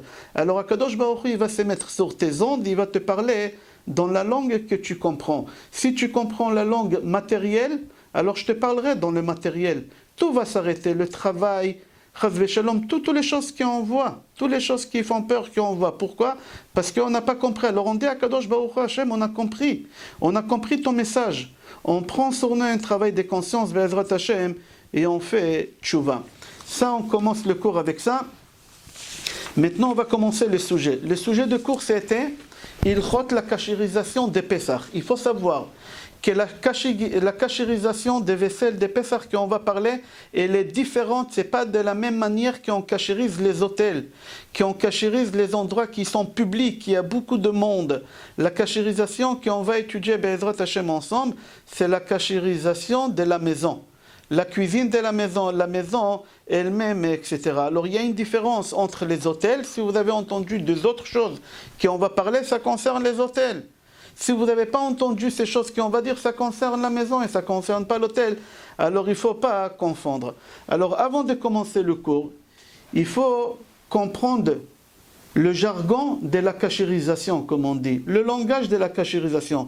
Il faut apprendre c'est quoi Agala, c'est quoi Liboun, c'est quoi Liboun Kaved, c'est quoi Liboun Kal, Liboun Lechumra. Toutes ces choses, on va expliquer Be'ezrat Hashem et on va commencer à traiter la cuisine chose par chose Be'ezrat Hashem. Alors tout d'abord, il y a quelque chose qui s'appelle Agala. C'est quoi Agala? C'est extraire. J'ai pris une marmite, j'ai utilisé cette marmite avec des choses qui sont liquides. La marmite, elle a absorbé parce que la matière, elle se dilate. Quand il est chaud, il absorbe. Alors pour extraire, alors je suis obligé de faire sortir de la même manière qu'il a avalé. Et on va expliquer tout à l'heure. Ça s'appelle Agala. Liboun kal, liboun tout d'abord, ça s'appelle chauffer à blanc. Et liboun kal, c'est superficiel, c'est-à-dire chauffer à blanc mais superficiel. Et on va expliquer aussi tout à l'heure. Liboun kaved, que c'est très rare.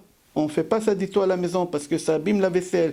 Même dans les hôtels, c'est rare. On ne fait presque jamais liboun kaved, c'est approfondi. C'est des niveaux beaucoup plus élevés, ce n'est pas les mêmes chaliments, c'est un chaliment qui est beaucoup plus professionnel et on ne parle pas de ça. Kebol'o karpolto, de la même manière qu'il a absorbé, de la même manière on va le faire rejeter ce qu'il a absorbé.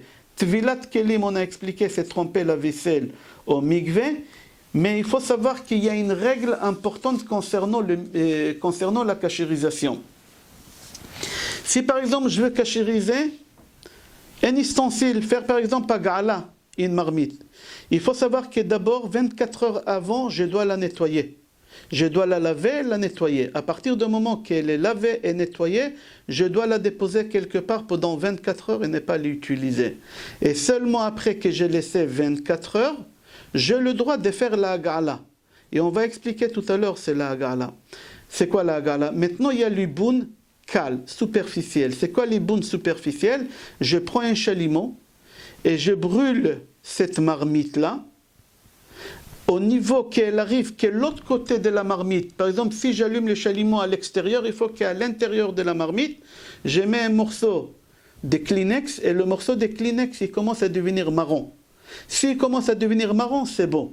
C'est-à-dire qu'on a fait le... Et pourquoi on doit kashériser la marmite avec l'iboun et pas agala? Parce qu'il y a des gens qui ne veulent pas attendre les 24 heures. Uniquement pour gagner les 24 heures. Alors j'explique, agala, on lave et on attend 24 heures et après 24 heures on le trempe dans de l'eau. Si on veut éviter ces 24 heures-là, alors on ne fait pas la agala, on fait le liboun. C'est quoi? On prend les chaliments, c'est un travail très difficile, c'est pas facile. Il ne faut pas s'amuser avec ça, mis à part que c'est dangereux. Alors il est préférable qu'est-ce qui est agala, on fait agala et on attend les 24 heures qu'il faut. Surtout qu'en ce moment, malheureusement, on a beaucoup de temps. On va continuer. Il faut savoir que si on n'a pas fait quelque chose avant Pessah, pour Pessah, presque on ne peut pas se rattraper. Je m'explique. Si à Sukkot, je n'ai pas construit ma souka avant Sukkot, pendant Chol HaMoed, je peux me rattraper, j'ai construit la souka. Si avant Sukkot, je n'ai pas acheté les 4 espèces, pendant Sukkot, je n'ai pas acheté les 4 espèces. Il y a beaucoup de choses qu'on peut se rattraper, mais à Pessah, on ne peut pas se rattraper. Si la 6e heure de la journée elle a commencé, il y a des choses que je n'ai plus le droit de faire. C'est fini, c'est trop tard. Et on va expliquer Be'ezrat Hashem. Il faut savoir que à Pessah, celui qui a Chametz à la maison Kazait c'est à peu près 27 grammes, il a du Chametz à la maison quelque part 27 grammes. Et il est en train de faire un interdit de la Torah. Et on va expliquer les 4 interdits qu'on a concernant le Chametz. Alors, Bali Matzeh, on n'a pas le droit d'avoir dans notre possession de Chametz. C'est interdit. Si tu sais que quelque part il y a le Chametz, à partir de 27 grammes, tu es obligé de le prendre et de l'éliminer avant Pessah. Si tu ne l'as pas fait, je ne parle pas de vente de Chametz, on parlera de vente de Chametz après. Si tu ne l'as pas fait, tu as transgressé un interdit de la Torah, Chaz v'Shalom.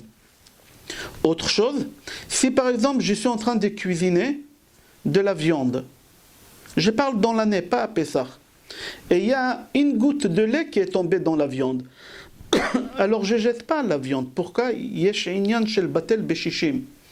Il est annulé, le lait il est annulé, parce qu'il y a 60 fois plus que la goutte de lait dans la marmite. Alors la viande, il annule le goût du lait. On est d'accord? C'est connu ça. Maintenant à Pessah, il y a une petite miette qui est tombée, mais vraiment minuscule qui est tombée dans la marmite. Une petite miel de Chametz qui est tombée dans la marmite. Tout le Chametz, toute la marmite, elle est interdite. Chametz bekolshu bepesach asur bechayav karet. Celui qui consomme Chametz à Pessah, et n'importe la quantité qu'elle est, même qu'elle est minime, je ne parle pas des microscopiques, mais presque, Chayav karet, chas v'shalom, il a transgressé qu'on n'a pas le droit de consommer le Chametz. C'est interdit de consommer le Chametz. C'est pour ça qu'il faut faire très attention, bien se préparer, bien cachériser les choses et investir tout l'effort physique plus dans les endroits où il y a le Chametz que dans les endroits où il y a la poussière. Parce que la poussière, ce n'est pas du Chametz, la poussière. On n'est pas là à faire le nettoyage de printemps maintenant. On est là à nettoyer la maison, à éliminer le Chametz. C'est ça la mitzvah. Il ne faut pas que la femme, elle se fatigue et qu'elle fasse la maison maintenant et qu'elle arrive à aller la Seder pour lire la Haggadah à 4 pattes, la pauvre. Elle n'arrive même pas à participer avec la famille, c'est strictement interdit. La halakha, elle dit qu'il faut éliminer le Chametz, il faut aller chercher où est le Chametz. S'il y a des endroits que tu es sûr et certain qu'il n'y a pas le Chametz, tu n'as pas obligé de nettoyer cet endroit. Les toilettes, les salles de bain, la chambre à coucher, si ces endroits, on est sûr qu'on n'a pas fait rentrer le Chametz, on n'est pas obligé de les cachériser. Si tu les cachérises, ça ne s'appelle pas les cachériser. Moi, j'appelle ça le nettoyage de printemps. Et tu es en train de faire tu perds des efforts physiques au lieu de les utiliser quelque part qui est utile à la cuisine. Et c'est dommage pour ta santé. C'est dommage pour la santé de nos femmes. Il faut savoir que le Chametz, il vient des 5 céréales. Il y a 5 céréales que le Chametz, il vient de là-bas. C'est-à-dire quoi? Si on a mis de l'eau, et on ne l'a pas fait travailler pendant 18 minutes, alors qu'est-ce qui se passe? Ça devient Chametz. Les 5 céréales, c'est le blé, l'orge, l'avoine, le seigle et l'épeautre. Alors, à partir de ce moment-là, s'il y a de l'eau qui est rentrée dedans, et on ne l'a pas fait travailler pendant 18 minutes, ça devient Chametz. Ça gonfle. Et ce n'est pas kasher. C'est pour ça, pour fabriquer le matzah, alors vous voyez que les gens, ils travaillent à partir du moment qu'ils ont mis l'eau dans la farine. Il faut savoir, entre parenthèses, que la farine de la matzah, ce n'est pas la même farine qu'on achète pendant toute l'année. Il y a une farine spéciale, kasher le Pessah, qu'on ne la trouve pas dans le commerce. On n'a pas le droit de le vendre dans le commerce. Pour la simple raison, pour que les gens ils seront pas amenés à faire des gâteaux avec à la maison et qu'ils ne sauront pas comment gérer. Alors on ne le vend pas dans le commerce. Mais quelle est la différence entre la farine de toute l'année et la farine de Pessah? Que la farine de toute l'année, le blé, avant de le faire travailler, il le trempe un peu dans de l'eau. La farine de Pesach, il est surveillé Mishat Aktsira ve'Achat Asiya. Depuis le moment qu'ils ont commencé à couper le blé, il a été surveillé par un juif qui n'a pas été en contact avec l'eau, avec la pluie, avec l'humidité, etc.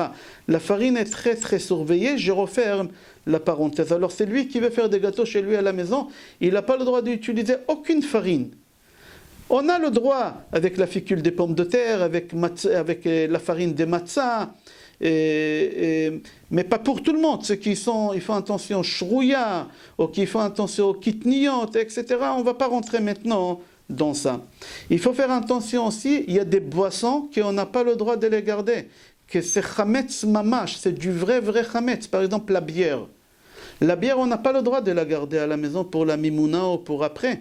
Pourquoi? Parce que la bière, c'est de l'orge. Whisky, c'est la même chose, on n'a pas le droit.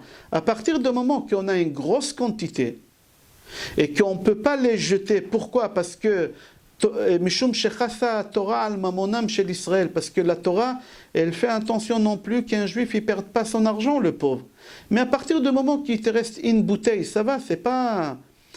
En réalité, la vente de Hametz, c'est fait plus pour les épiciers, c'est fait plus pour les gens qui se trouvent, les traiteurs, qui achètent des grosses quantités et qui n'ont pas pu les liquider avant, alors ils les vendent pour... Mais chez toi à la maison, il faudra calculer bien avant Pessah de finir. Nous, avant Pessah, à Purim, on met dans Mishloach Manot tout le Hametz pour qu'il ne nous reste plus rien du tout chez nous. À la maison, il faut calculer toutes ces choses-là pour ne pas arriver à faire la vente de Hametz. Mais si malheureusement c'est arrivé, alors tu fais la vente de Hametz. Et surtout cette année, je répète la halakha que j'ai dit au début du cours. C'est pas moi que j'ai dit cette halakha parce que je ne suis pas connaisseur de ces halakhot. C'est-à-dire, j'ai eu des réponses des rabbanim qui sont posqués halakha de Yerve Da'at, qui m'ont dit qu'on a le droit cette année particulièrement d'acheter Hametz à des quantités élevées pour pouvoir les consommer après Pessah et faire la vente de Hametz à condition qu'on a fait la vente de Hametz comme il faut. La vente de Hametz, on peut faire ça sur le site de Chabad, d'accord, ou sur le site de consistoire. Il faut faire la vente sur des sites qui sont reconnus. Parce que si tu fais la vente dans des sites qui ne sont pas reconnus, et la chose elle est mal faite, pas comme il faut, il y a un problème. Mis à part ça, si tu as un appartement en Israël et un appartement en France, il faut faire attention comment tu fais la vente, parce que là-bas la vente elle est faite plus tôt, et après ils rachètent le Hametz de chez le Goy plus tôt. Et chez toi ici en France, Pesach il n'est pas sorti encore. Alors dans ta possession, chez toi là-bas en Israël, tu auras le Hametz. Alors comment on fait? Il faut vendre ce Hametz là qui se trouve à l'étranger, la maison, dans deux endroits. Et dans un endroit reconnu en Israël par la Rabbanout, et aussi en France. Il faut faire ça dans les deux endroits pour avoir la conscience tranquille. On continue. Il y a 4 interdits d'avoir le Hametz dans la Torah. Il y en a 3 qui sont négatifs et une qui est positive. La première négative, elle est on n'a pas le droit de consommer le Hametz. La deuxième, on n'a pas le droit d'avoir dans notre possession le Hametz. Et la troisième, Bal Yerae, on n'a pas le droit de voir le Hametz. D'accord? Et la mitzvah positive concernant le Hametz, c'est de Ashvatat HaChametz. Comme ça c'est marqué dans Shemot chapitre Yud-Bet. Les 4 ils sont rapportés là-bas. Et chapitre aussi 13. Dans les 2 chapitres ils sont rapportés les 4. Alors le 4e mitzvah positive cette fois-ci, c'est d'éliminer le Hametz. Ashvatat HaChametz. C'est d'éliminer le Hametz. Concernant le mois de Nissan, Be'ezrat Hashem, jeudi c'est Rosh Chodesh, à partir de mercredi soir, demain soir c'est Rosh Chodesh, et pendant une journée Rosh Chodesh Nissan. À partir de Rosh Chodesh Nissan, on n'a pas le droit de faire des tachanunim, jusqu'à la fin de Rosh Chodesh Nissan. On n'a pas le droit d'aller au cimetière, de toute façon on ne peut pas sortir même demain. Alors celui qui a l'habitude d'aller veille de Rosh Chodesh, on n'a pas le droit de sortir, c'est strictement interdit, et c'est très dangereux, et encore c'est plus dangereux y aller au cimetière. Alors chacun y reste chez toi, Be'ezrat Hashem. On a l'habitude aussi, Rosh Chodesh, Nissan, faire Tfilat Hashla Kadosh. C'est une prière pour la réussite de nos enfants. Et on a aussi la mitzvah de Birkat Ilanot. Zrizin Magdimin les mitzvot, le plus tôt possible, c'est mieux. Cette année, comme on ne sort pas, alors on le fera, Be'ezrat Hashem, dès qu'on aura l'occasion de sortir. À la synagogue, on a les arbres qu'il faut, et Berov Amadrat Melech, et on le fera, Be'ezrat Hashem, tous ensemble. On va continuer, il y a une mitzvah aussi, qui s'appelle Kimcha de Pisra. Kimcha de Pisra, c'est une mitzvah. Il y en a qui disent qu'elle est mideoraita, que c'est d'après la Torah, d'aider les autres pour qu'ils puissent avoir à table ce qu'il leur faut.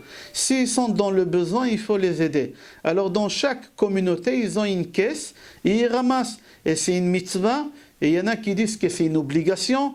Et Maran, il dit que c'est une obligation si c'est ta synagogue à toi. On ne va pas rentrer maintenant dans le détail, l'ordre d'obligation, ton père, ta mère, tes frères, tes sœurs, etc. Je ne vais pas rentrer maintenant dans ça, mais il y a la mitzvah de Kimcha de Pisra. La Haggadah, elle commence en araméen. Toute la Haggadah, elle est en hébreu. La Haggadah, elle commence Halach ma'anea di achla avatana be'ara de Mitzrayim kol derfin yete ve'echol kol detzrich yete ve'ifsach. Tout ça, c'est en araméen. Pourquoi c'est en araméen? Parce qu'à l'époque, ils ne parlaient pas l'hébreu. Ils ne parlaient pas la Shona Kodesh. Ils parlaient qu'en araméen. Alors c'était une halakha qu'on disait aux gens, Halach ma'ania, voici le pain des gens qui sont pauvres, ou il y en a qui expliquent le pain de misère, qu'il n'y a rien à l'intérieur, ou il y en a qui expliquent Halach ma'ania, lechem sha'onin bo arbe, c'est le pain avant que tu le consommes, la matzah, il y a beaucoup à lire, toute la Haggadah, Chidushim, Svarot, etc. Ok, on continue. Avant Pesach, il y a Shabbat qui s'appelle Shabbat Agadol. Ce n'est pas ce Shabbat qui arrive, Be'ezrat Hashem. Vaïkra, le Shabbat d'après, ça s'appelle Shabbat Agadol. Pourquoi Shabbat Agadol? Il y en a qui disent, parce que dans la Haftara, c'est marqué Ina anochi sholach lachem et Eliya hanavi lifnei bo yom Hashem hagadol ve'anora. Puisque c'est marqué Agadol, alors on l'appelle Shabbat Agadol. Il y en a qui disent, le Ben Ish Chai HaKadosh dit que ça s'appelle Shabbat Agadol. Pourquoi? Parce que le Rav, il doit donner un grand discours. Le grand discours de Rav, on a appelé ça Adrasha Agdola. Le grand discours de Rav. C'était quoi le grand discours de Rav? C'est tout ce qu'on est en train de faire. Maintenant, toutes les lois et toutes les questions que les gens ils avaient, alors le Rav, il leur répondait sur toutes les choses-là.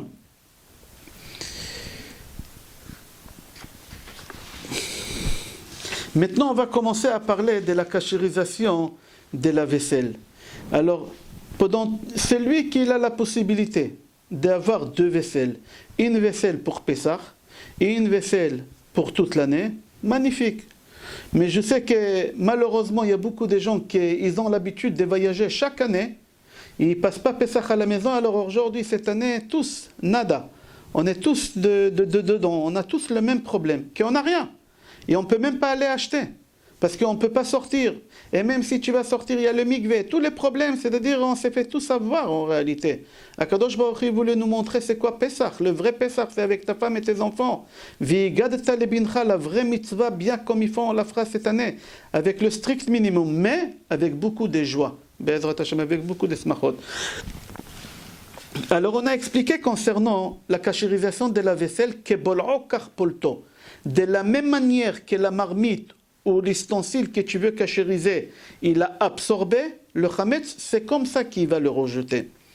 Alors, il y a des choses qu'on peut kashériser, il y a des choses qu'on ne peut pas kashériser. Et il y a des choses qu'on n'a pas besoin de kashériser. Il faut faire attention. Là, je parle des choses qu'on peut kashériser. Alors maintenant, il y a deux façons de kashériser. Ou agala, ou liboun kal, comme on a expliqué. Alors, tout ce qui est agala, c'est toutes les choses que tu as utilisées à chaud dans le liquide, que tu as mis sur le feu dans le liquide. Il y a des choses qu'on utilise à chaud, pas directement dans le feu. Je donne un exemple. La cuillère que tu bois la soupe, est-ce qu'elle était dans la marmite, sur le feu? Non, il y a une louche. Alors cette cuillère-là, ça s'appelle déjà qu'elle a consommé le chametz dans quel isheni. Il y a une autre façon de kashériser les couverts. Moi, je parle maintenant des marmites qui étaient avec des liquides directement sur le feu. De la même manière qu'elle a absorbé, c'est la même manière qu'elle va rejeter. Alors, comment tu kashérises? Tu prends une très grande marmite. tu mets de l'eau à l'intérieur et tu attends que l'eau elle bout.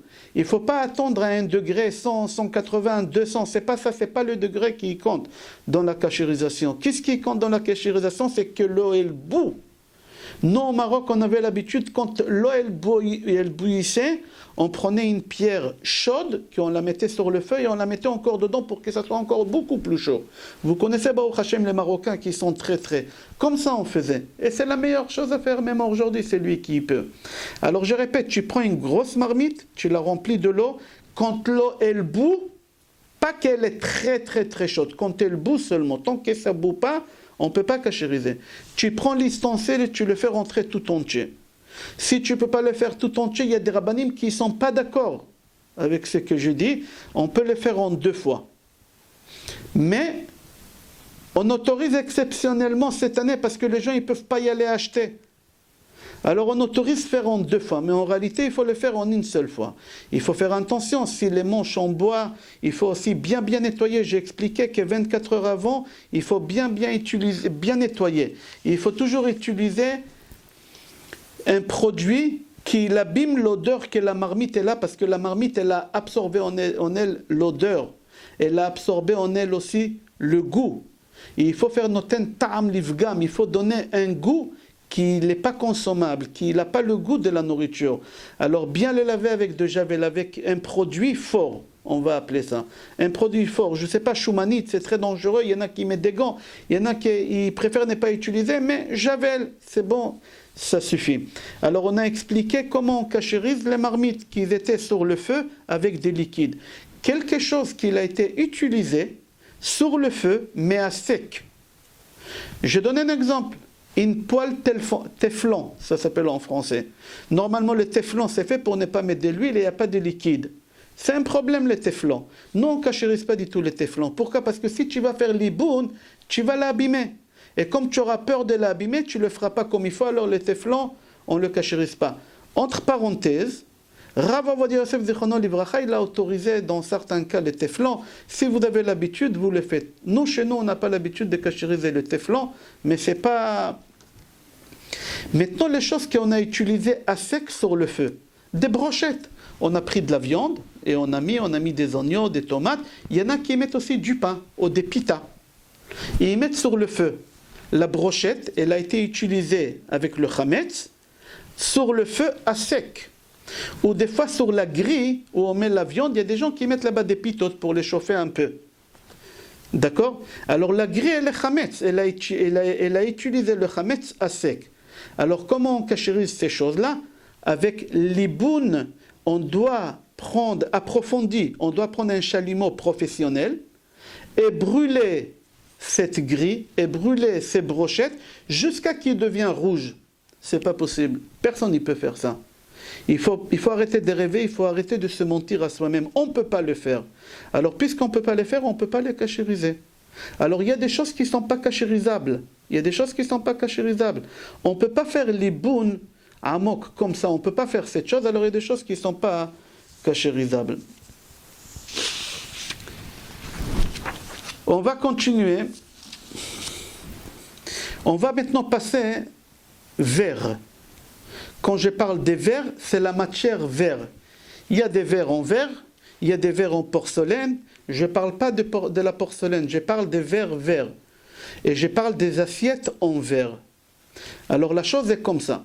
Il faut savoir que dans la Mishnah dans Gemara, dans la Gemara, c'est rapporté qu'à l'époque, le verre il est fabriqué avec de la terre. Et quand on mettait dans le verre à l'époque du thé, alors où il y a le thé, c'était chaud. Le reste de verre, il n'était pas chaud. Aujourd'hui, quand tu te fais un thé, tout le verre, il devient chaud. Alors le verre, il n'est pas vert. On ne parle pas de la même matière de l'époque.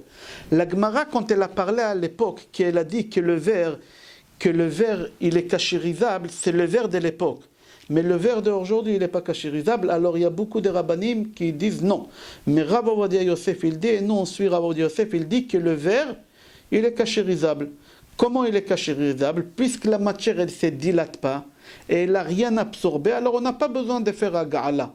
Qu'est-ce qu'on fait? On le rince bien avec un produit bien qu'il enlève l'odorat ou le goût qu'il y a, et on peut l'utiliser. Tous les verres, ils sont comme ça, qui en bois, tous les assiettes en verre, tout ce qui est matière verre. D'accord? Je ne parle pas de verre qu'on fait rentrer dans le four, ça c'est autre chose. Parce que c'est à sec, et il est en contact direct dans le feu. Le four, c'est considéré comme le feu. Alors, ce n'est pas cachérisable. Tous les je ne sais pas comment on appelle ça en français, les plateaux. Il y a des petits plateaux qu'on peut faire rentrer, on fait des gratins, des trucs comme ça avec des verres verts, ce n'est pas cachérisable. Parce que c'est rentré à sec directement dans le four, et des fois il y a la grille qui elle marche, ça c'est qu'à gala et on ne peut pas faire, pardon, pas à gala, c'est liboun et on ne peut pas faire liboun. Tout ce qui est argile et porcelaine, incachérisables. On ne peut pas les cachériser. D'accord? S'ils sont même enveloppés avec des céramiques, on ne peut pas les cachériser. D'accord? À vie. Pas seulement à Pessah, même dans l'année, c'est du lait, tu veux le rendre de la viande, alors tu veux faire à Gala, impossible. Ça restera tout le temps de viande, ça restera tout le temps de lait, ou ça restera tout le temps de chametz. On ne peut pas changer.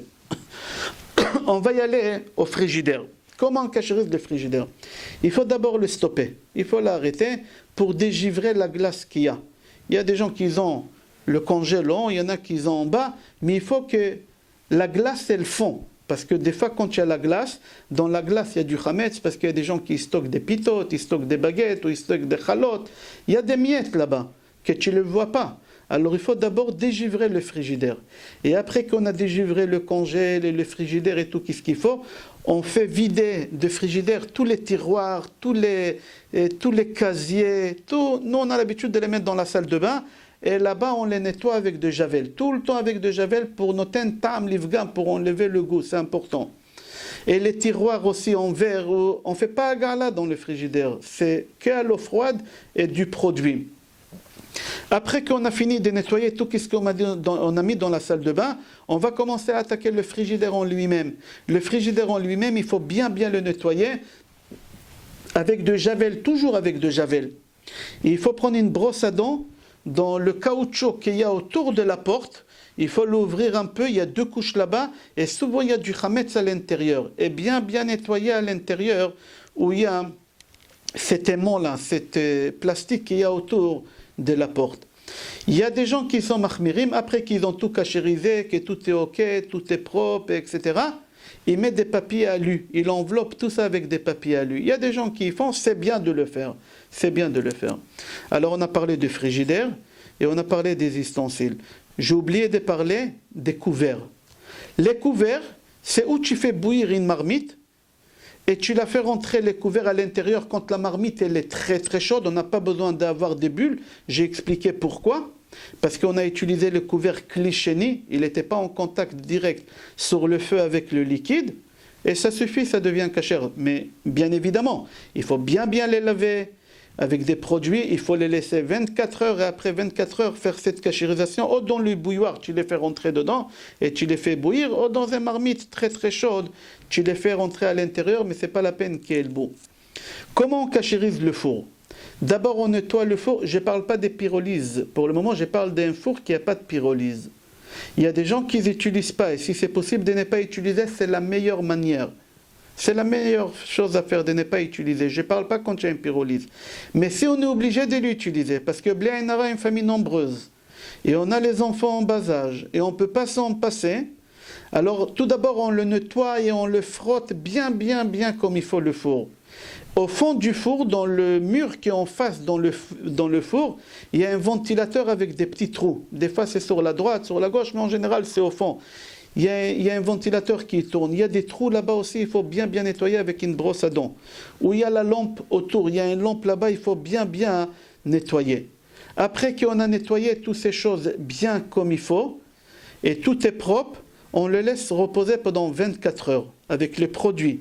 On les laisse reposer pendant 24 heures. Après qu'on l'a laissé reposer pendant 24 heures, on les met en marche, un maximum on les met en marche. Mais j'ai dit bien, il faut faire très attention que les plaques, ils ne sont pas cachérisables. On ne peut pas les cachériser, ni la grille, ni les plaques qui y a à l'intérieur. D'accord? Et Et après que tu as tout nettoyé, comme on a dit, etc., tu les mets en marche au maximum pendant 1 heure. Et le four, il devient kasher. D'accord? Mais les plats qui ne sont pas cachérisables, pour les cachériser, il faut faire avec un chalumeau professionnel, il faut qu'il devienne rouge. Et comme c'est de l'émail, tu les tues, alors c'est fini. Alors on ne peut pas le cachériser. Ok. Alors maintenant, s'il y a une pyrolyse, vous savez comment cachériser avec une pyrolyse? On le nettoie bien, le four, et on le laisse reposer pendant 24 heures, et après on met la pyrolyse, et je conseille de mettre le pyrolyse à partir de minuit parce que ça consomme beaucoup d'électricité, et la note d'électricité, il paraît, elle est moins élevée à partir de minuit. C'est un conseil, comme ça j'ai entendu, je ne sais pas si c'est vrai, oui ou non. Maintenant, concernant les plaques en cuisine, alors il y a 2 sortes de plaques. Il y a ou les plaques électriques, les rondes, comme on avait à l'époque, je ne sais pas si aujourd'hui il y a ça, mais nous on avait ça à l'époque, où il y a céramique, le verre noir, le verre à adduction, je crois en français ça s'appelle. On doit les nettoyer bien avec un produit très fort, et bien qu'il n'y a pas de taches, il n'y a pas de graisse, il n'y a rien du tout. À partir du moment qu'on l'a nettoyé, on doit verser de l'eau bouillante dessus, ça ne va pas s'exploser parce que c'est fait pour. Et après qu'on a fait toutes ces choses-là, on les laisse allumer au plus fort pendant 1/2 heure. Et pour nous, les Sfaradim, ça devient kasher. Les Ashkenazim, ils ne cachérisent pas les céramiques. Ils ne cachérisent pas l'induction. Maintenant, le gaz.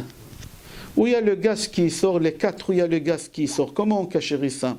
On enlève toutes les pièces qu'on peut enlever de là-bas. On retire les fers, les carrés qu'il y a où on pose les marmites dessus. On retire toutes ces choses-là.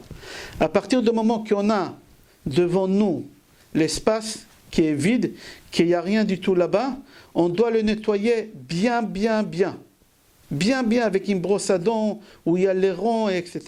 Avec des produits très forts, choumanite ou du javel. Après, on verse de l'eau bouillante. Sur les mailles là-bas, on verse de l'eau bouillante. Après, on prend les ronds, tout ce qu'on a retiré, et on le lave avec de javel bien. Après qu'on a lavé avec de javel bien, on remet tout en place. Et on les laisse allumer pendant 1/2 heure. On les laisse brûler pendant 1/2 heure. Et on doit les envelopper avec des papiers alu. Il y a un papier alu qui est très épais, à 3 microns, ça s'appelle, ou 4 microns, et on doit envelopper les carrés qu'il y a sur la plaque. Pourquoi? Parce qu'il y a un problème, qu'il y a le feu, la marmite, et il y a des choses qui étaient renversées. Alors pour être tranquille, on met des papiers alu bien épais. Mais n'oubliez pas toujours, j'ai dit, quand on les nettoie bien, on attend 24 heures, et après on verse de l'eau bouillante, et que ce soit sur le carré, que ce soit sur les ronds, que ce soit sur les mailles, et après qu'on a versé de l'eau bouillante, après on les laisse aussi allumer pendant 1/2 heure. Alors on a parlé des 3 sortes de gaz. Maintenant il y a le micro-ondes. Il y a plusieurs étapes, il faut faire attention. Il y a 2 sortes de micro-ondes aussi. Il y a une micro-ondes avec une résistance à l'intérieur, et il y a un micro-ondes sans résistance. Je parle de micro-ondes sans résistance. Si on peut ne pas utiliser, on n'utilise pas. Si on ne peut pas s'en passer, alors voici comment on fait. On le nettoie bien comme on a dit. On le nettoie bien comme il faut avec du javel ou avec du choumanite, ou avec tous les produits qu'on sait qui sont forts. Dans tous les coins à l'intérieur où il y a les trous, où il y a la lumière, tout avec une brosse à dents à l'intérieur. Après, on attend 24 heures. Après qu'on a laissé reposer 24 heures, la troisième chose qu'il faut faire, on fait rentrer dans le micro-ondes un bol avec un bouchon de javel et de l'eau. Celui qui ne veut pas faire rentrer du javel, alors il peut mettre du myrrhe ou avec un produit piquant, et on le fait rentrer à l'intérieur et on le met en marche jusqu'à qu'il y ait la vapeur, qui est la bouée sur toutes les parois de micro-ondes. Et là, le micro-ondes, il est kasher, mais je n'ai pas parlé encore de l'assiette. Moi, je parle que du micro-ondes. Et après, le micro-ondes, il est kasher, et on peut l'utiliser pendant Pessah, mais avec tout fermé. Pas ouvert, tout fermé.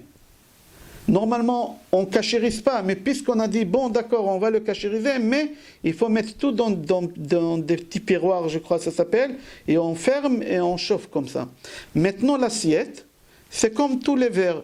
Tu le nettoies bien, avec des produits, et tu le verses de l'eau bouillante dessus pour faire bien les choses. D'accord? On verse de l'eau bouillante. Celui qui a un micro-ondes avec une résistance, ça ne s'appelle pas micro-ondes après la halakha. Chachamim, ils appellent ça un four, tout simplement. Alors, comme on a expliqué pour le four tout à l'heure, comme ça, tu fais la même chose pour le micro-ondes avec la résistance. Concernant le marbre, il faut faire attention. Il y a du vrai marbre et il y a du faux marbre. Il y a du granit, ce n'est pas la même chose. Il y a des choses qu'on peut cachériser, il y a des choses qu'on ne peut pas cachériser. Moi, je parle du vrai marbre. Alors, s'il y a des fissures, il faut d'abord acheter une pâte de marbre pour boucher toutes ces fissures-là. À partir du moment qu'on a tout bouché, on le lave et on le nettoie bien, avec des produits. D'accord? Et on va expliquer tout à l'heure parce que je m'arrête là et j'aimerais aller l'évier. Pourquoi l'évier? Parce que pour cachériser le plan de travail, le marbre, il faut d'abord cachériser l'évier. On commence par l'évier et on va plus loin que l'évier. C'est comme ça la façon de faire. On ne commence pas par en haut et après on descend. Même d'après la logique, on doit faire comme ça, mais halachiquement, on ne fait pas comme ça. On commence à cachériser l'évier. Après qu'on a cachérisé l'évier, on attaque, on va un peu plus loin de l'évier. Alors on va voir à l'intérieur. Alors il faut savoir que le vrai marbre, il faut faire attention s'il y a des fissures, acheter la pâte qu'il faut et fermer et boucher qu'est-ce qu'il faut. Après qu'on l'a nettoyé bien comme il faut, on a nettoyé bien avec le produit qu'il faut, etc. Alors on attend 24 heures. Après 24 heures, on prend de l'eau bouillante. C'est quoi de l'eau bouillante? Qu'elle bout encore. Et on verse pas sur le marbre, on commence au plus près de l'évier et on va monter un peu plus loin et on s'éloigne. D'accord? Et quand on a fini, on l'enveloppe avec le papier aluminium qu'on a dit 3 ou 4 micros. D'accord? Il faut faire attention, si tu n'as pas attendu 24 heures parce que tu n'avais pas le temps d'attendre 24 heures, tu ne pouvais pas le cachériser avant, alors tu ne peux pas déposer des marmites, des choses chaudes sur cette surface-là que tu n'as pas attendu 24 heures. Maintenant, tout ce qui n'est pas marbre, mais c'est des faux marbres, d'accord? On ne peut pas le cachériser parce que c'est considéré comme de l'argile, c'est considéré comme de la porcelaine. Alors on a dit, tout ce qui est argile, porcelaine, on ne peut pas le cachériser et c'est un problème. C'est un problème. Alors qu'est-ce qu'il faut faire? Il faut le laver, il faut le nettoyer, comme on a dit, mais faire très attention à mettre plusieurs couches des papiers alu à épais.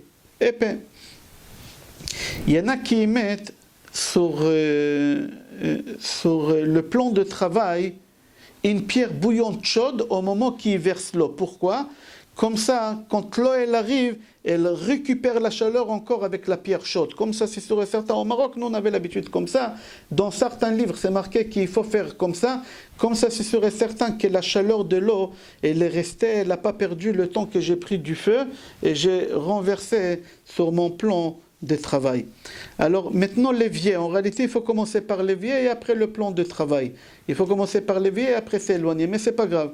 On va aller maintenant dans l'évier. L'évier, il faut bien, je parle en évier d'inox, en évier en inox on va parler pour le moment.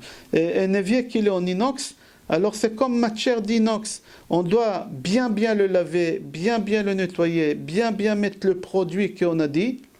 Et après, pour verser de l'eau bouillante, il faut d'abord essuyer avec une serviette sec tout l'évier, parce que s'il y a encore de l'eau à l'intérieur, de gouttes de l'eau, ils vont refroidir l'eau qu'on va verser. Et c'est dommage, on ne fait pas les choses comme il faut. Alors il faut bien nettoyer, il faut bien le joint au milieu. Des fois il y a une vis, on peut l'ouvrir dans l'évier pour nettoyer, parce qu'autour il y a des saletés qui s'accumulent pendant toute l'année. Et après on verse de l'eau bouillante dessus. Et d'abord il faut essuyer, après l'eau bouillante. Et on s'éloigne doucement de l'évier, on s'éloigne vers le plan de travail. Concernant la hotte, il est déconseillé d'utiliser la hotte pendant Pessah. Il faut bien la nettoyer, mais ce n'est pas cachérisé. parce que c'est très dangereux, parce que comme il y a les marmites en bas, alors c'est possible qu'il y ait avec l'humidité, avec la vapeur, ça peut tomber dans la nourriture. Et on a dit à Pessah, Chametz bekol shiur chayav karet. À Pessah, que ce soit la plus petite, minime de quantité de Chametz qu'on consomme, c'est très dangereux. Alors il faut bien nettoyer, il faut bien frotter la hotte et l'envelopper avec un film, avec un cellophane. Il faut bien l'envelopper avec cellophane et on ne peut pas le cachériser, il faut faire très attention. Concernant le lave-vaisselle,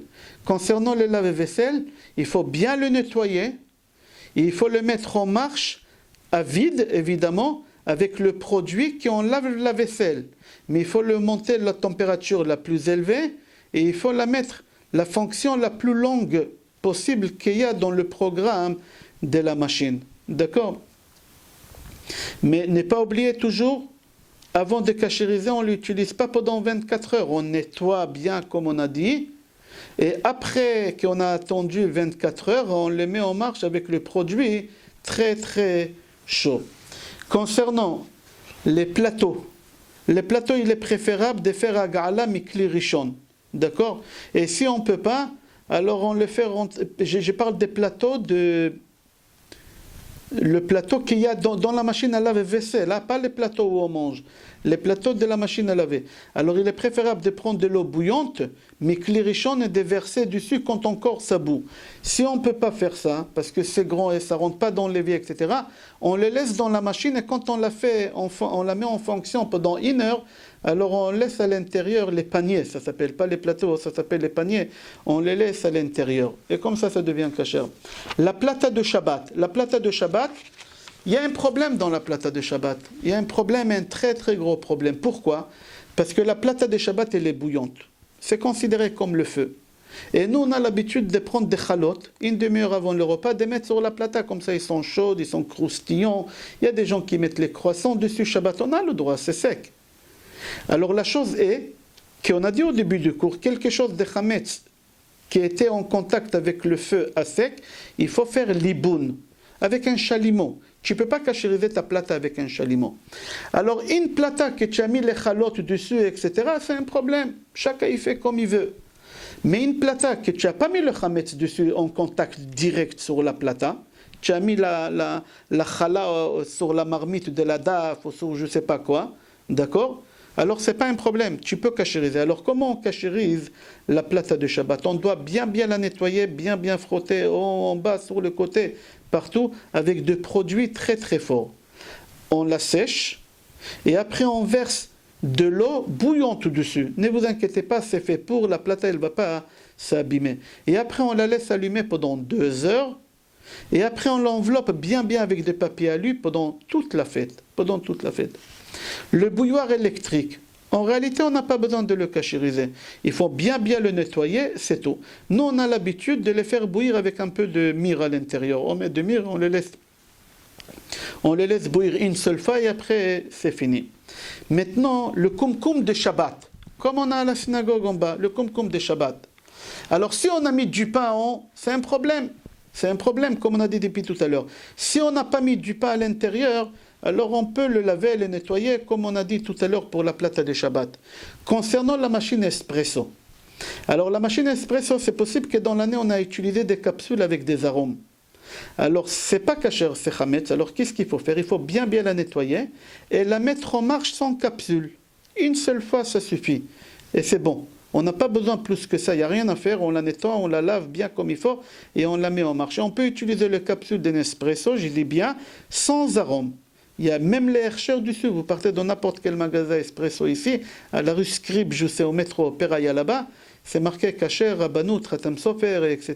Toute l'année, c'est kasher, mais pas pour Pessah. Il faut faire très attention, chaque chose qu'il a à Rome, il faut qu'il y ait le Hershey dessus. On va parler tout à l'heure de ça. Les biberons pour les bébés et les tétines et toutes ces choses-là, il est préférable d'échanger. Surtout si on a utilisé avec des céréales. Si on ne peut pas financièrement ou à cause de la situation d'aujourd'hui, alors on peut les cachériser comme on a expliqué tout à l'heure avec de l'eau bouillante, mikli rishon, etc. Comme on a expliqué pour le verre, c'est la même chose aussi pour le plastique. La table, Il faut bien la laver, bien la nettoyer avec le produit qu'on a dit, noten tam, livgam, javel, chacun qu'est-ce qu'il a chez lui à la maison, et après mettre une nappe. Et s'il ne peut pas cachériser parce que c'est en verre, il a peur que ça va s'exploser, il ne peut pas verser de l'eau bouillante dessus parce que c'est bois, alors il la nettoie un maximum, il met 2 nappes. Pas une seule nappe, il met 2 nappes. Et il faut faire attention, si dans l'année on a mis des marmites bouillantes sur la table, il faut faire un hercher parce que c'est chaud. Alors la matière elle a dilaté et elle a absorbé. Alors ça ne suffit pas seulement le nettoyage, il faut même mettre de l'eau bouillante. Concernant le mixeur, le kenoud où on fait la pâte pour Shabbat, le pain pour Shabbat, on ne peut pas le cachériser, c'est très compliqué, c'est très dur, on prend beaucoup de risques. Mais s'il y a quelqu'un qui a envie de faire cette folie-là, alors il faut qu'il démonte, on dit en français, en pièces, il le nettoie, et il le cachérise dans Agala Kli Rishon. D'accord? Mais ça prend des heures, chacun avec sa conscience. Il faut faire attention, tout ça à condition qu'on l'a utilisé à froid et pas des choses piquantes.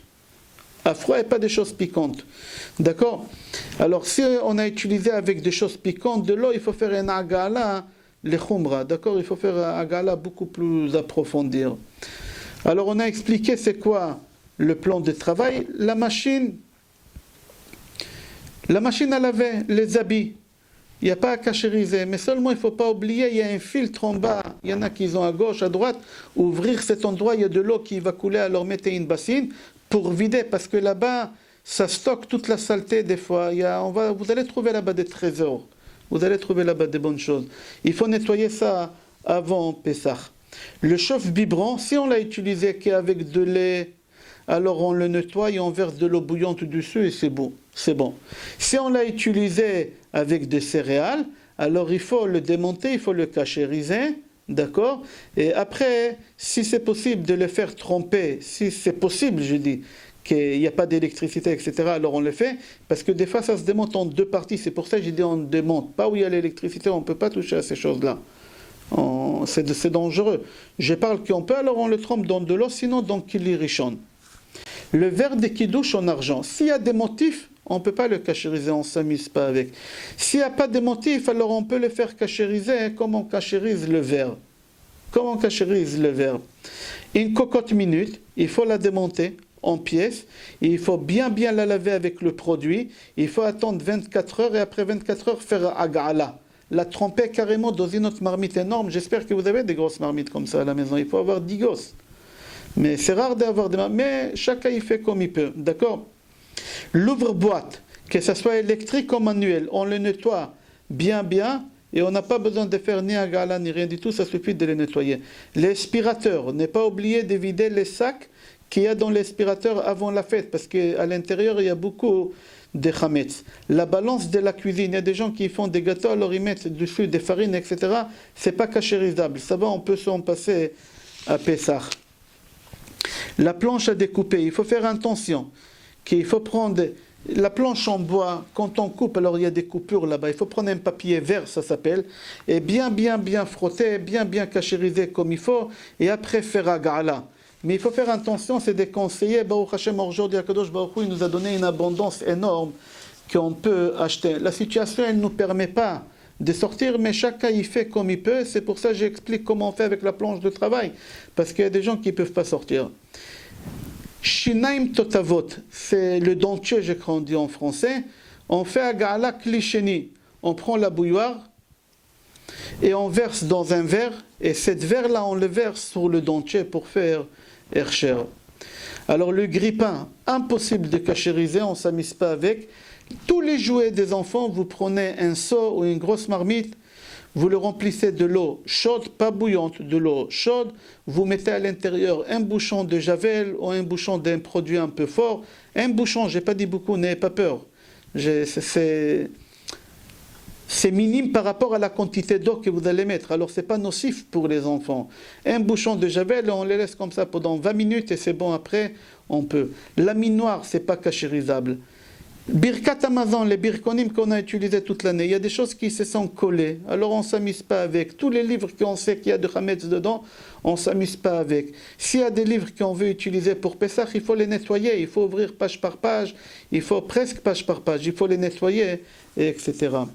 Alors la louche, une louche pour prendre comme ça, si la manche elle est en plastique ou en bois, on ne le cachérise pas, on a l'habitude de ne pas cachériser.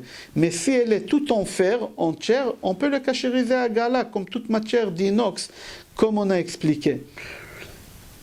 La nappe de la table, qu'elle soit de n'importe quelle matière, on le fait rentrer à la machine à laver, et c'est bon, il n'y a pas de problème. Passoire, incachérisable. On a dit porcelaine, incachérisable. Le tamis, il est incachérisable. Les thermomètres, des fois on a des thermomètres professionnels ou pas professionnels pour avoir l'huile, ou celui qui s'amuse avec le sucre pour faire des choses. Si tu l'as utilisé avec à chaud, pour voir la température, mais vraiment une température plus que 60 degrés, alors il faut faire à gala. Sinon, tu as utilisé ça pour le froid, moins que 40, alors on a le droit de les nettoyer, etc. et ça suffit. La voiture, il faut bien la nettoyer, on doit cachériser la voiture c'est une propriété à nous. Et c'est marqué dans la Torah, Lo yiraev lo yematze, que tu n'as pas le droit d'avoir dans ta possession. Et dans la possession, c'est la voiture qu'elle t'appartient, qu'elle appartient à la société, et que c'est toi tu conduis, elle est à toi. Même si tu travailles à la RATP et tu rentres chez toi à la maison avec le bus et le lendemain tu vas avec au travail, c'est considéré que c'est à toi. Même que ça appartient à la coopérative. En Israël, c'est comme ça, moi j'ai des RATP parce qu'on est en France, mais Eged, c'est une coopérative, c'est un bus que tu le gardes et tu travailles avec. Même qu'il appartient au bien de la coopérative. Mais même pilote, si tu travailles à Air France et il y a un pilote que tu le pilotes tous les jours, tu fais la navette entre Paris et Nice, c'est comme qui t'appartient, tu dois cachériser, tu dois faire les choses comme il faut. Maintenant, concernant les produits pour acheter à Pessah, il faut faire très attention. En France, il y a beaucoup de produits avec beaucoup de tampons, des rabbins qui ne sont pas connus. Alors la première chose est comme ça. Si c'est marqué kasher le Pessah, c'est pas kasher. C'est pas kasher, bichlal. S'il n'y a aucune autorité rabbinique. Maintenant, si c'est marqué kasher le Pessah avec une autorité rabbinique qui n'est pas connue, on doit chercher, on doit appeler. Si on n'arrive pas à avoir des renseignements, c'est pas kasher, c'est comme si c'est pas marqué kasher. Il y a une liste des autorités rabbiniques qui sont reconnues. Et il faut acheter uniquement sur des choses qui sont reconnues. Maintenant, en Israël, chez nous, c'est comme ça. En France, je ne sais pas comment ça se passe. En Israël, la loi, elle oblige que le tampon il soit directement sur le sac ou sur le carton. Pas mettre une étiquette kasher le Pessah avec l'autorité rabbinique. Je ne sais pas en France si c'est comme ça, on met une étiquette ou c'est imprimé à l'encre, je ne sais pas comment, sur le produit. Mais il faut faire très attention parce qu'il y a beaucoup de vices. Et c'est dommage, vous croyez que vous faites Pessah, et pas seulement vous ne faites pas Pessah, vous rentrez dans des catégories de Chayav Karet, Chaz Shalom. Alors il faut faire attention. Nous, au Maroc, jamais on avait l'habitude de manger chez des gens. Et les gens, ils ne se vexaient pas si on partait leur rendre visite, parce qu'eux aussi, ils ne mangeaient pas chez les autres. On ne mangeait jamais chez des gens, jamais. Comme ça, on était tranquille. Et personne ne s'est vexé parce que tout le monde y savait ça. Il ne faut pas s'amuser avec le tampon, il faut faire très attention quand vous achetez quelque chose. Si c'est marqué kasher le Pessah sans autorité rabbinique, c'est chametz. C'est pas kasher du tout. Il faut que ce soit une autorité rabbinique. D'accord ? Maintenant, tous les produits pour nettoyer la maison, on n'est pas obligé d'acheter kasher, mis à part pour laver la vaisselle.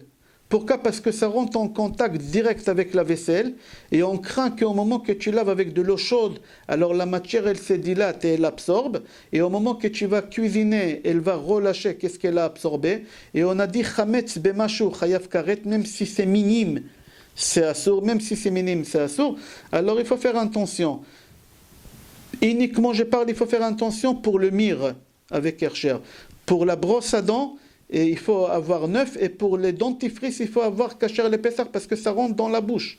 Mais tous les autres produits, on n'est pas obligé. Par exemple, tout le maquillage de la femme, on n'est pas obligé kasher le Pessah, mais seulement le rouge à lèvres, parce que le rouge à lèvres, ça se met dans la bouche. Tout ce qui rentre en contact avec la bouche, il faut faire attention. Quand on achète la viande pour Pessah, celui qui a la chance de pouvoir aller acheter la viande pour Pessah, Chazak ou Baruch. Il ne faut pas dire c'est la viande pour Pessah, parce que le mot Pessah, ça veut dire sacrifice. Et quand tu achètes la viande et tu dis c'est pour Pessah, tu dis que c'est pour le sacrifice.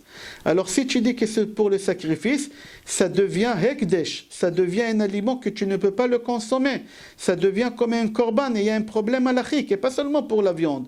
C'est le même problème pour les poissons, pour les poulets. Il ne faut pas dire c'est pour Pessah, il faut dire c'est pour la fête. Pour la fête.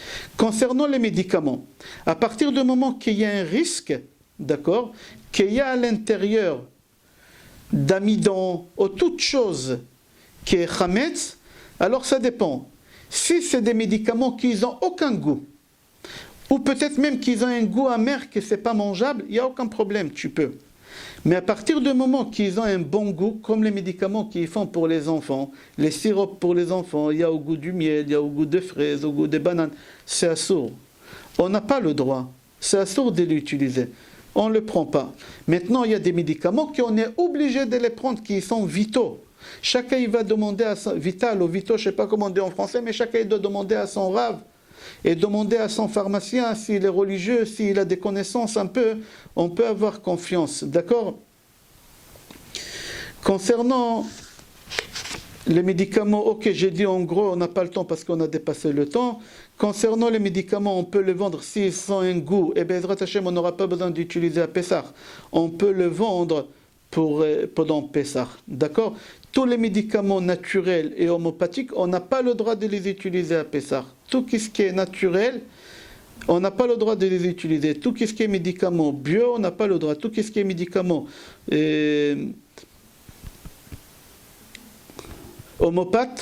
homopathiques, on n'a pas le droit de les utiliser.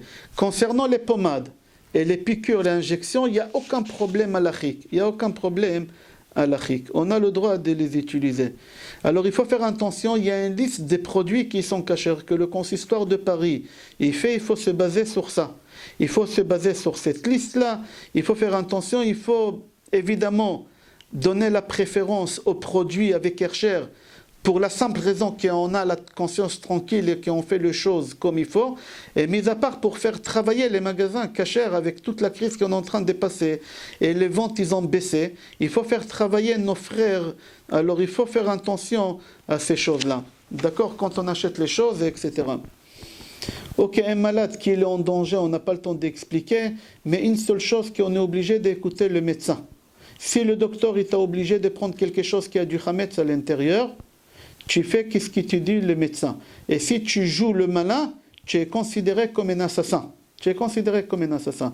Quelqu'un qui n'est pas en danger, d'accord, il n'a qu'à choisir des médicaments qui n'ont pas de goût et on peut les trouver. Ok, la halakha, c'est lui qui quitte la maison à Pessah. Je ne pense pas que ça nous concerne cette année. On est tous à la maison chez nous. Alors, concernant Bdikat Hametz, etc., mais ça ne nous concerne pas cette année, tous on est chez nous à la maison. Alors Rabotai, on va s'arrêter là. Je souhaite Be'ezrat Hashem, bracha ve'atzlacha, refoua shlema, refoua nefesh, refoua aguf Be'ezrat Hashem, lekol cholé amo Israël, à tous les malades Be'ezrat Hashem, que ce soit en général tout le monde entier, juif et non juif, Be'ezrat Hashem, qu'Akadosh Baruch Hu, Be'ezrat Hashem, il nous enlève cette épidémie, qui nous enlève cette peur, qui nous enlève cette crainte, qui nous envoie la refoua shlema, refoua nefesh, refoua aguf, parnasa tova, shlom bayit, ahava, ve'achva, shalom ve're'ut, et que chacun se souhaite Pesach kasher ve'sameach, et le shana haba bi'Yerushalayim abnuya Be'ezrat Hashem, kol tov.